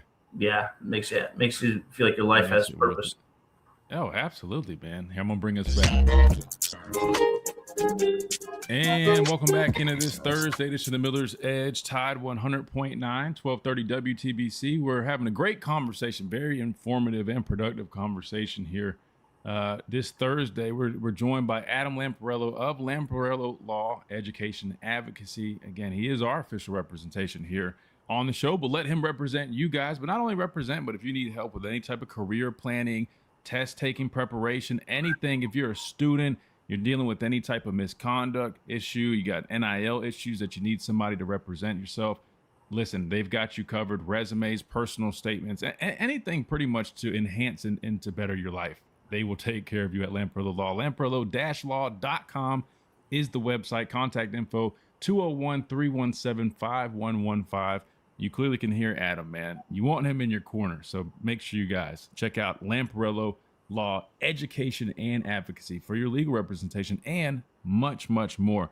Adam, before we went to that break, I asked you about the whole NIL, excuse me, it was about the employment, right? We're talking about NIL, but it was about the employment of student athletes. And I'm glad you're able to answer this because I've been trying to figure this out myself.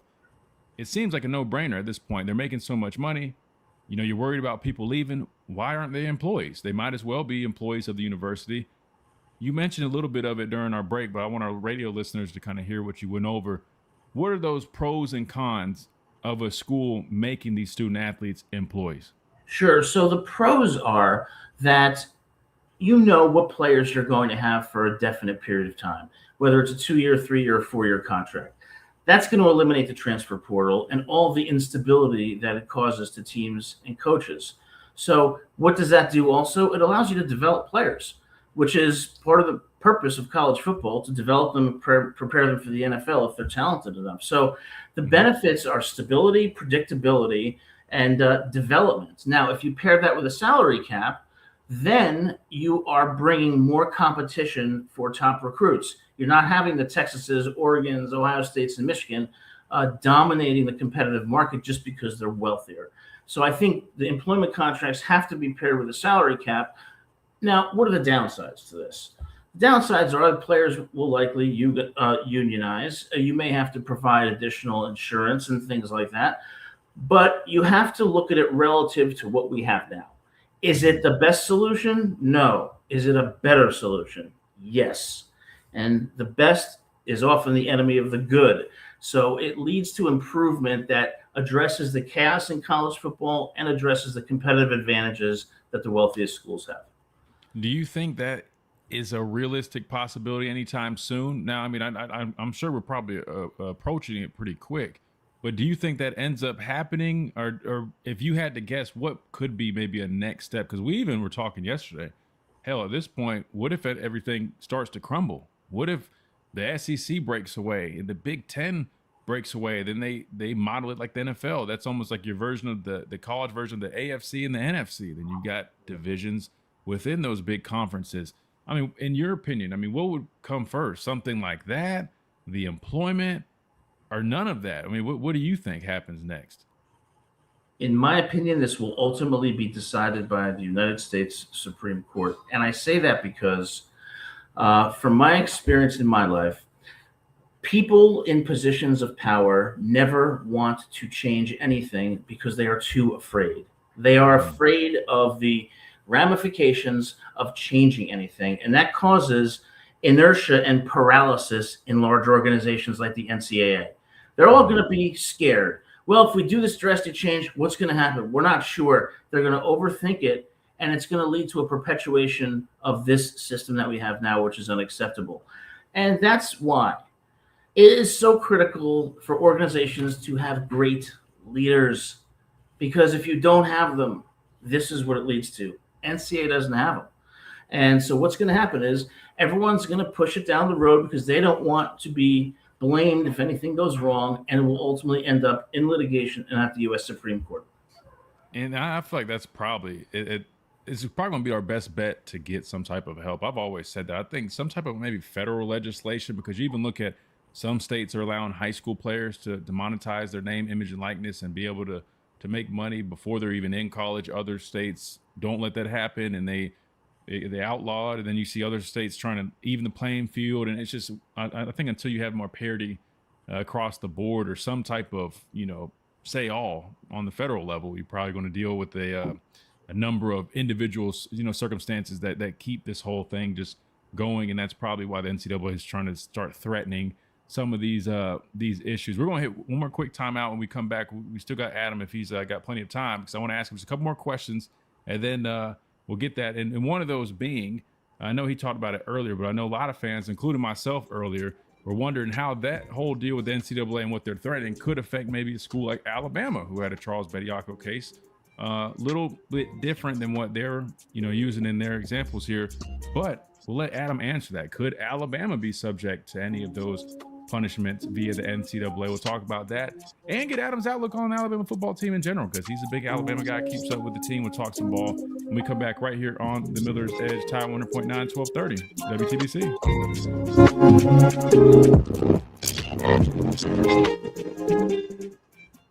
That was phenomenal. Hope I'm not keeping you, Adam. I promise. Just a few more minutes, man. I'm enjoying this. So happy to be here. Good deal, man. No, I'm glad we got you on here. It's gonna be fun. I'm looking forward to it, and we'll definitely keep it rolling, because there's gonna be plenty more coming up. There's a lot of these cases that are still popping. I didn't even know a lot about some of these other players that they mentioned. I didn't know about these cases until just recently. So it's not new, and it's not gonna be the last. So we'll definitely get your thoughts on a lot of this as they pop up. What was I going to ask you about something else that was going on. It'll hit me here in a minute. But in terms of your thoughts on the team right now, man, I'm going to ask you when we come back. But you share some concerns, Adam. Let me ask you this, man. How long have you been keeping up with Alabama football? Since 1990. So man, that so was Gene Stallings, 1991 maybe, and then 92 they beat Miami under Stallings. So 34 years. Dang, yeah. So you definitely you've seen your fair share of days. What was it like being an Alabama fan through that time period? The reason I ask is because I didn't start keeping up with Alabama until I started getting recruited in. It was either 2012 or 2013. It was after my sophomore year, so I think it might have been 2012. But before that, I watched Alabama games here and there, but I wasn't keeping up with them consistently. Just knew that, hey, Coach Saban got there. They've been dominating college football past few years. But before that, I can't tell you much about the Stallings era and kind of all those periods until Coach Saban. So what was that like, being a fan of Alabama's through that period up to Coach Saban? It was wonderful in 1992 when they faced the Miami team that had Gino Torretta and a supposedly impenetrable defense, and they blew them out with Jay Barker as the quarterback. But as the 90s went on into the early 2000s, Alabama was not playing to the standard that I think most fans would have hoped. I think Mike DuBose, Mike Shula. It wasn't terrible, but it was, by Alabama standards, mediocre until Coach Saban came in 2007. And I know his first year he struggled a bit, which is totally understandable, but he brought Alabama to a level that I don't think any team will ever see, and I think he's the greatest coach of all time. And, one thing about Coach Saban, he not only built the greatest football teams and program of all time, he helped young people become great men and help them in their lives. And I think that he's just he's amazing. So that era for me, like 2008, when we first started out by beating Clemson, to, I would say, to the present, has been the best. So many memories. Jalen Hurts coming in for Tua against Georgia, scoring the go-ahead touchdown. You can't. Tua coming in against Georgia the year before. Mac Jones' season. The defenses. Better than I do. Those defenses were just unbelievable. So, it's a proud thing to be an Alabama fan. Yeah, no, 100%. It's always interesting hearing, perspectives before Coach Saban, because I guess I've just had the luxury of just enjoying pretty much domination since the time I started watching the program. But I can only imagine being able to see, how they've, I guess, kind of gone through, the ups and downs, ebbs and flows. Because I know, what was it? Somebody in the chat mentioned, did I think DuBose won an SEC championship in '98, but then I'll be honest, I don't even know the whole deal with when we were facing, was it sanctions or whatever it was? We found ourselves in a little bit of a deal, and that definitely was a tough period. Okay, I think we're about to come back. Yeah, we're about to come back. Let me bring us back. And welcome back into this Thursday edition of Miller's Edge, Tide 100.9, 1230 WTBC. We're Joined by Adam Lamparello of Lamparello Law, Education, and Advocacy. Make sure you guys check them out for all your representation needs and more, whether it's career planning, subject matter mastery, application strategy, resumes, long-term academic and professional help with that. They will cover you guys and take care of that. But again, the representation in terms of anything, students, faculty, and athletes, and academic misconduct matters, First Amendment cases, NIL issues like we're talking about now, criminal defense matters, you name it, they've got you with genuine care, passion, and relentless advocacy. 201-317-5115 or visit their website, Lamparello-Law, which should be launching real soon. Is it launched yet, Adam, or is it still being constructed? Almost there. The firm is launched and we're getting clients. The website, though, is not going to be launched for now 4 weeks because although I love my website developers, they're slow. No worries. We're still going to keep pointing you there because it will be. You can still go to it. It's just it's still loading up. But Lamparello-Law. But in the meantime, make sure you guys contact Adam. Again, 201-317-5115 or by email, adam@lamparello-law.com. adam@lamparello-law.com. All right, Adam, I want to talk some ball with you, man. I know you like talking ball. You're a big ball guy. You know a lot about it. You're like a wealth of knowledge when it comes to it, man. Talk to me about this Alabama team, and we've talked about this outlook. We discuss it pretty often. There's been a lot of different opinions and perspectives, ranging from Joel Klatt, giving his thoughts. He's got Alabama having a little bit of a stock down this upcoming season, which, to be fair, after unpacking everything he said, and even kind of what we've addressed and discussed on the show, I don't think he's entirely off by saying that, just because there's just so much youth, so many question marks. That's part of it. I respect his opinion, even though I do feel he left out a lot of things, and he definitely, didn't really relay that message very well. And you've also got Greg McElroy, who's come out and he said he feels like Alabama will be a national title contender in 2026. So, everybody's throwing out their opinions and their perspectives. What is yours, Adam? Where are you at with this Alabama team? Again, way too early. Haven't even seen spring ball, just knowing what we know about guys who left, guys that have come in. Where are you at with this Alabama football team? Well, I think right now I'm not entirely sure, and I'll tell you why. And I'll start with the positives. Certainly, we've recruited well. There's some really, really great young talent on the team. Kalen DeBoer is a great coach, and I think he's also a really cool person. I do believe he's an outstanding coach. And I think combined with the young talents, and I do think we have a good staff. I think that, we went to the quarterfinals last year. We're not too far off, and this is Alabama, and I know the players want to play to that standard. So talent and coaching is good.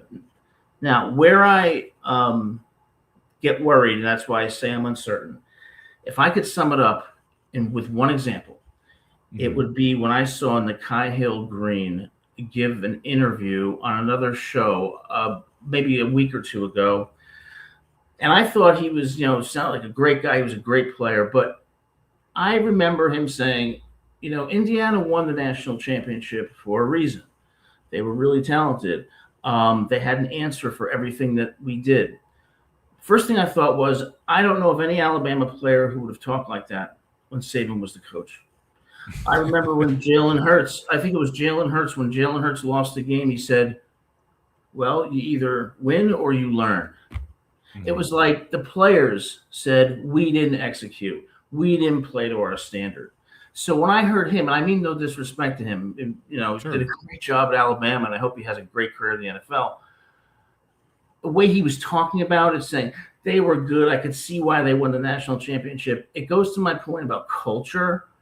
And whether we have that culture that was as hungry, as vicious, as, the buy-in that we had for those teams from 2007 to before Kalen DeBoer came in. So that's my concern. My concern is the mindset and the culture. And I don't want it to sound like I'm criticizing Coach DeBoer, because I'm not. He did a great job this year and deserves credit. But my concern is he the best fit for Alabama? I tend to see him more as a head coach in the NFL. I think that he would be a great head coach, but I want to be very careful here because I I do think he did a great job under a lot of pressure, and I think he deserves, a few years to make this team his own. But what kind of team is that going to be? It's got to be a team to me that dominates in the trenches. Mm-hmm. All right, a team that has an offensive line that, as Nick Saban said, you don't do it until you get it right. You do it until you can't get it wrong. Mm-hmm. That's that kind of standard, that kind of physicality that I would love to see. I mean, if I can give one more example, I remember when Alabama was playing LSU, maybe it was 2014. A.J. McCarron throws a screen pass to T.J. Yeldon against LSU in Death Valley, runs it in for the score. When we came back in overtime against LSU in Baton Rouge, we were down a few years later, or whatever it was.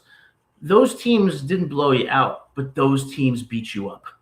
Yeah. And that's what I'm looking for from Alabama. So it's culture and identity that's my concerns.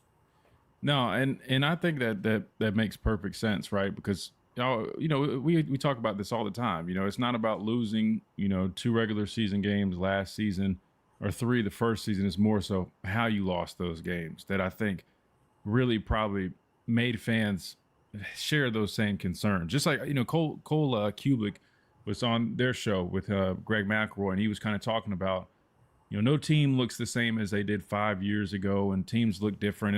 And I was going to get to that clip at some point. We'll listen to it tomorrow and break it down a little bit more. But my whole thing is, while a lot of the stuff he's saying is right, I think it's also very fair for fans. And I don't think it's necessarily fans comparing it to Coach Saban necessarily. I think it's them just comparing a standard of what they're used to seeing in terms of how these players go about those games, like you just described. And then when you see a lack of that, it is concerning, right? Maybe as a former player, I'll be the first one to tell you, the way we looked at against Florida State, that was concerning to me. And I think it and even Coach DeBoer agreed. When he spoke to the media, he said, when you go out there and you play like that, you're going to be subject to a certain, level of criticism. Same thing with, the Indiana game. Even though they're a really good team, that's hard to watch. It's not just, okay, they're out scheming you. Their players are just getting the best of you. It was more so lack of physicality, pretty much kind of by the third quarter, looked like guys were checking out. And those are genuine questions. So, no, I hear exactly what you're saying. And to me, I think that's probably one area. And I don't look at it as, talking bad about Coach DeBoer. I think, number one, it's a genuine question. And number two, even if you look at it from a schematic standpoint, you take him out of the equation, just talk about the teams that he has. They had a 1,000-yard rusher in Washington, but if you really watch the way they play, it wasn't like the same 1,000-yard rusher you might see when you watch Miami running the football, right? That's just his offenses haven't been known to really have that type of play to them. And I think that's what kind of leads to people asking the question that you asked about, the exact fit. And it's not, again, not in a bad way. It's just, you're just wondering, because when you think about Alabama and some of these other programs that build an identity on downhill, physical running the football, when it looks a lot different, questions arise like that. But I'm in agreement completely that I think that needs to be their number one mission this offseason. We can talk about schematics and the youth, and I think those are very serious questions that need to be addressed as well. But I think it all starts from a place of we need to, cultivate, our locker room to have that mentality, that we're not going to overlook an opponent. Because that was the other thing that I thought. If I had to throw another one in there that I think should be addressed or considered, it's sometimes it feels complacency creeps in.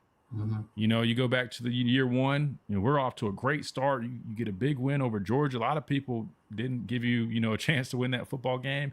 You do. And the next week you get to Vanderbilt. And what do we see? Not saying Vanderbilt isn't a much better team. They're much more improved. Clark Lee is doing a phenomenal job. But I think if you even go ask this staff or whoever was on that staff, they'll probably be the first ones to tell you. Matter of fact, I think some people probably even there's rumblings about that. They might have kind of overlooked a couple of things here and there. And that, to me, I think is probably one of the biggest differences.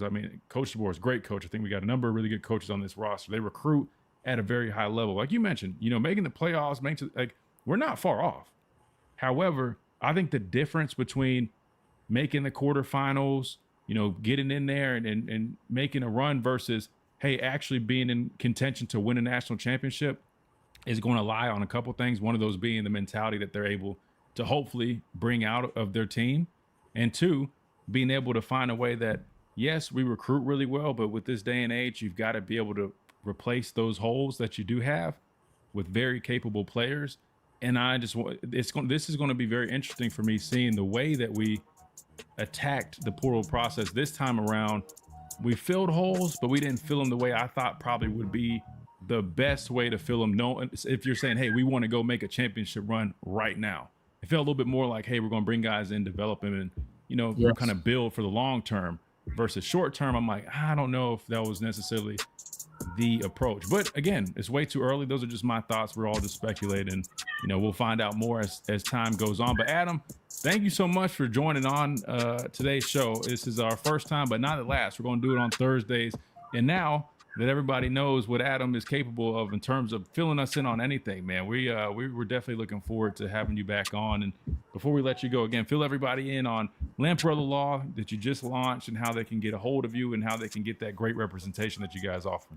Well, thanks, Christian. Thanks for having me on the show. I love it, and I look forward to being on here next week. Yes, I got my own law firm that focuses on criminal defense.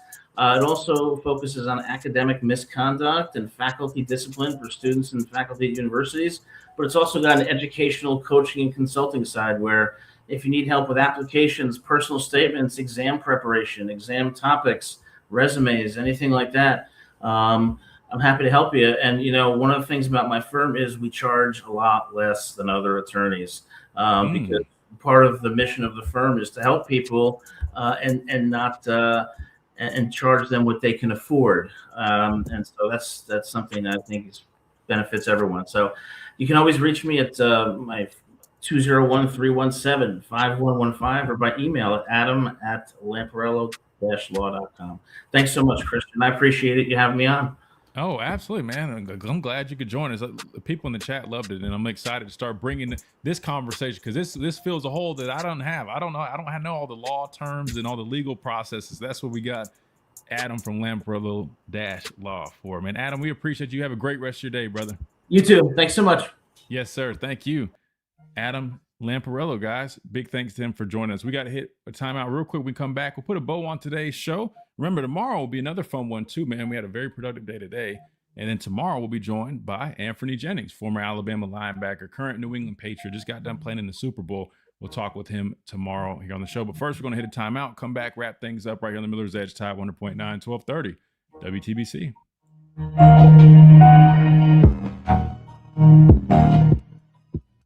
Our senators, Katie Britt and Tommy Tuberville. All right, let's see. I kind of like the wide angle right here, just leaving it straight. I don't know. What is it called? Landscape?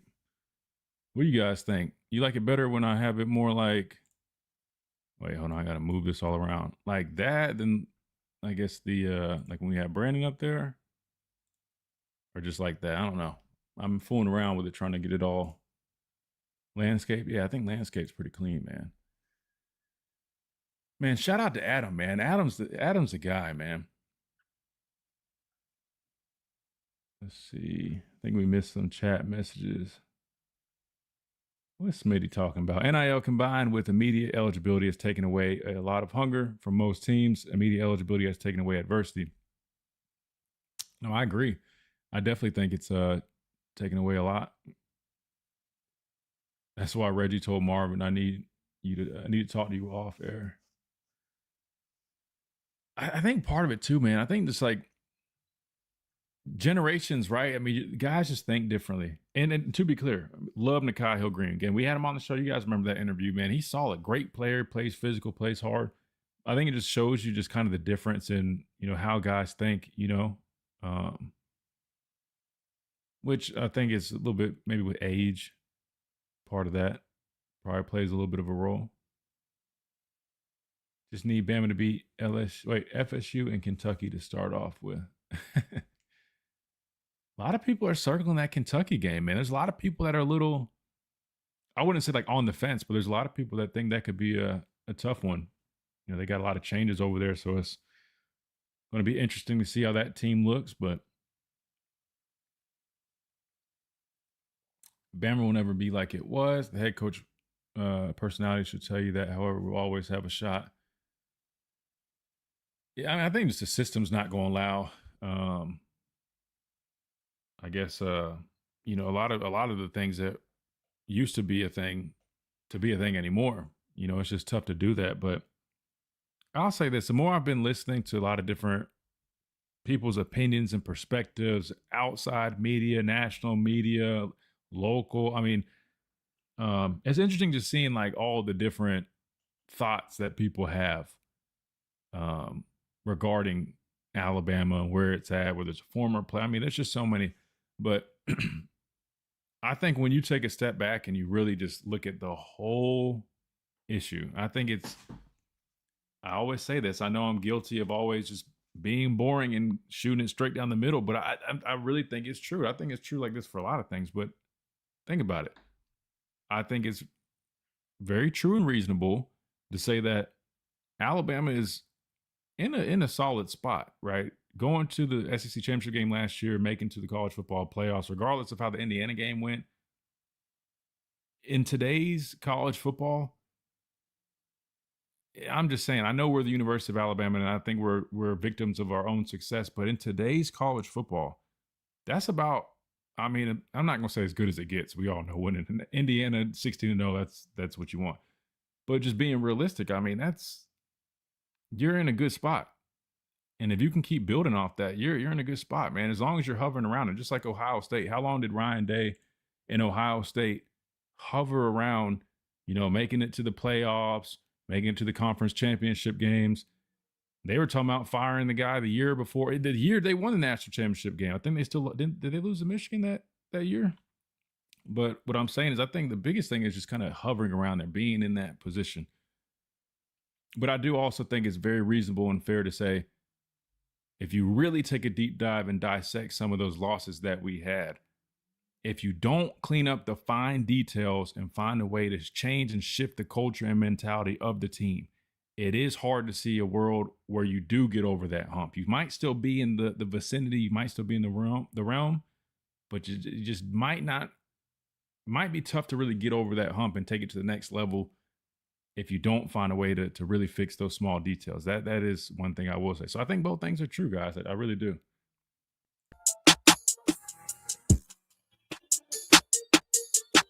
And welcome back into this Thursday edition of Miller's Edge, Tide 100.9, 1230 WTBC. Wrapping things up here on the show. Hey, man, big thanks to Adam again. Adam Lamparello again. He's our official representation here on the show. Long-time listener. Before I think Adam was listening, we were just doing a podcast, me and my dad, on YouTube. And now, man, he's still locked in, and he's officially a member of the show here, and he'll be joining us weekly. And you can hear from a man, a wealth of knowledge, not only in the legal world, which is so important and awesome to have, especially with all these court cases and filings and NIL stuff, but also, man, he knows his ball. He definitely is a big football guy. So I'm really excited to have him a part of what we're doing here on the Miller's Edge, and also going to be being joined by him every Thursday here on the show. But again, Lamparello Law Education Advocacy. Make sure you guys check them out, and I'll make sure I can get the words out my mouth. All right, as we wind things down real quick, big shout out to our guy Arthur here in the chat, man. Another donation right before we're getting off air. Arthur says, Coach DeBoer is the type of the type of coach college football programs will need due to NIL, transfer portal, and future changes in college football. However, we will see other college programs hiring NFL-like coaches. We need patience. Absolutely, man. Again, only been 2 years. We got some time. Year 3 loading, and I think year 4 definitely could also be a very good year. Just thinking about all the young guys that we have that will be older players, more experience, have time to have developed. The staff putting their touches on everything. I think you're right, Arthur. You got to be patient. Give these guys a chance to do what they do. And, you're working with a lot of different things going on. And I think it's important to let it all marinate, figure itself out. And over time, you'll have a clear answer, whether it's good, which we're all hoping for, or if you got to pivot a little bit, which, you never know in today's world. We'll talk about something tomorrow that came up, Chase. The guy that gave that big speech, that fiery press conference about NIL and all these things going on, and how you should be taking advantage of it. Not NIL, but you should be taking advantage of opportunities in college, right? Not worrying so much about NIL. Well, he ended up getting a job. He was a former head coach at NIU. and now he's headed off to the NFL himself. So I want to talk about that because there's a lot of discussion regarding that, but we'll save it for tomorrow right here on the Miller's Edge, where we'll be joined by Anthony Jennings, former Alabama linebacker, around the top of the hour. So make sure you guys are locked and loaded for that. It's going to be a really fun one. We're going to get his thoughts, of course, on Alabama football, but also his Super Bowl experience and a lot of other things. We'll do that tomorrow. Top of the hour, Anthony Jennings, again, current Patriot, former Alabama linebacker, my brother, my former counterpart off the edge. We'll do that. And we'll keep on rolling. So look forward to seeing you guys here. Big thanks to Chase behind the glass, Reed, and others who make it possible. Big thanks to all our listeners via Tide 100.9, 1230 WTBC, our streams on all platforms, all of our listeners, supporters. We appreciate you guys, and we look forward to seeing you here tomorrow on a free-for-all Friday right here on the Miller's Edge, Tide 100.9, 1230 WTBC. We'll see you guys then.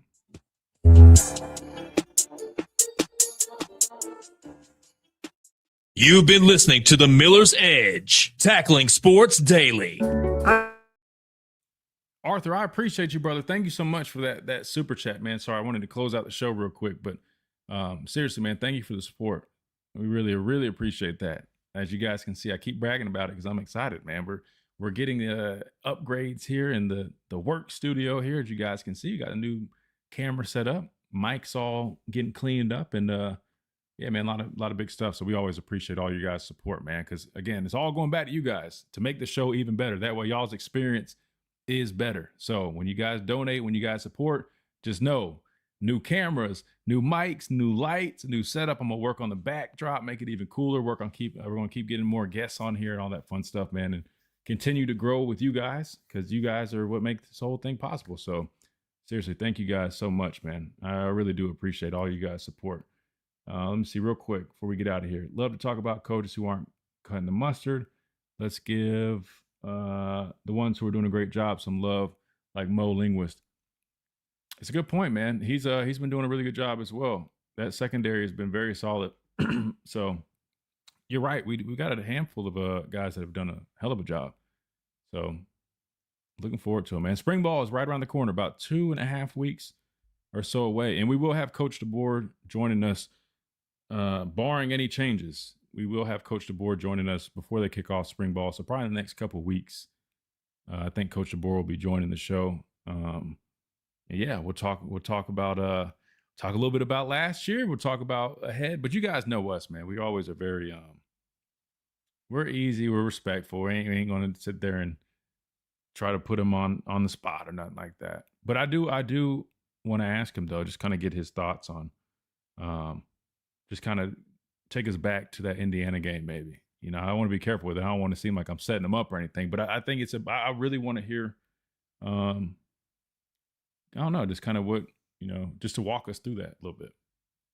I don't know. Maybe let me think on it. I don't want to put him in a tough spot, but I think it would actually be a really, really good, interesting question to ask him. That said, all right, I'm going to get out of here for today. We'll be back tomorrow. Anthony Jennings will be on here. Top of the hour. My dad might jump on here as well. And then we'll wrap up our week with that. Then look forward to another good week. I'll work on some more guests, get some more players on here, and we'll keep on rolling. But appreciate you guys. Look forward to doing it again tomorrow, and we'll see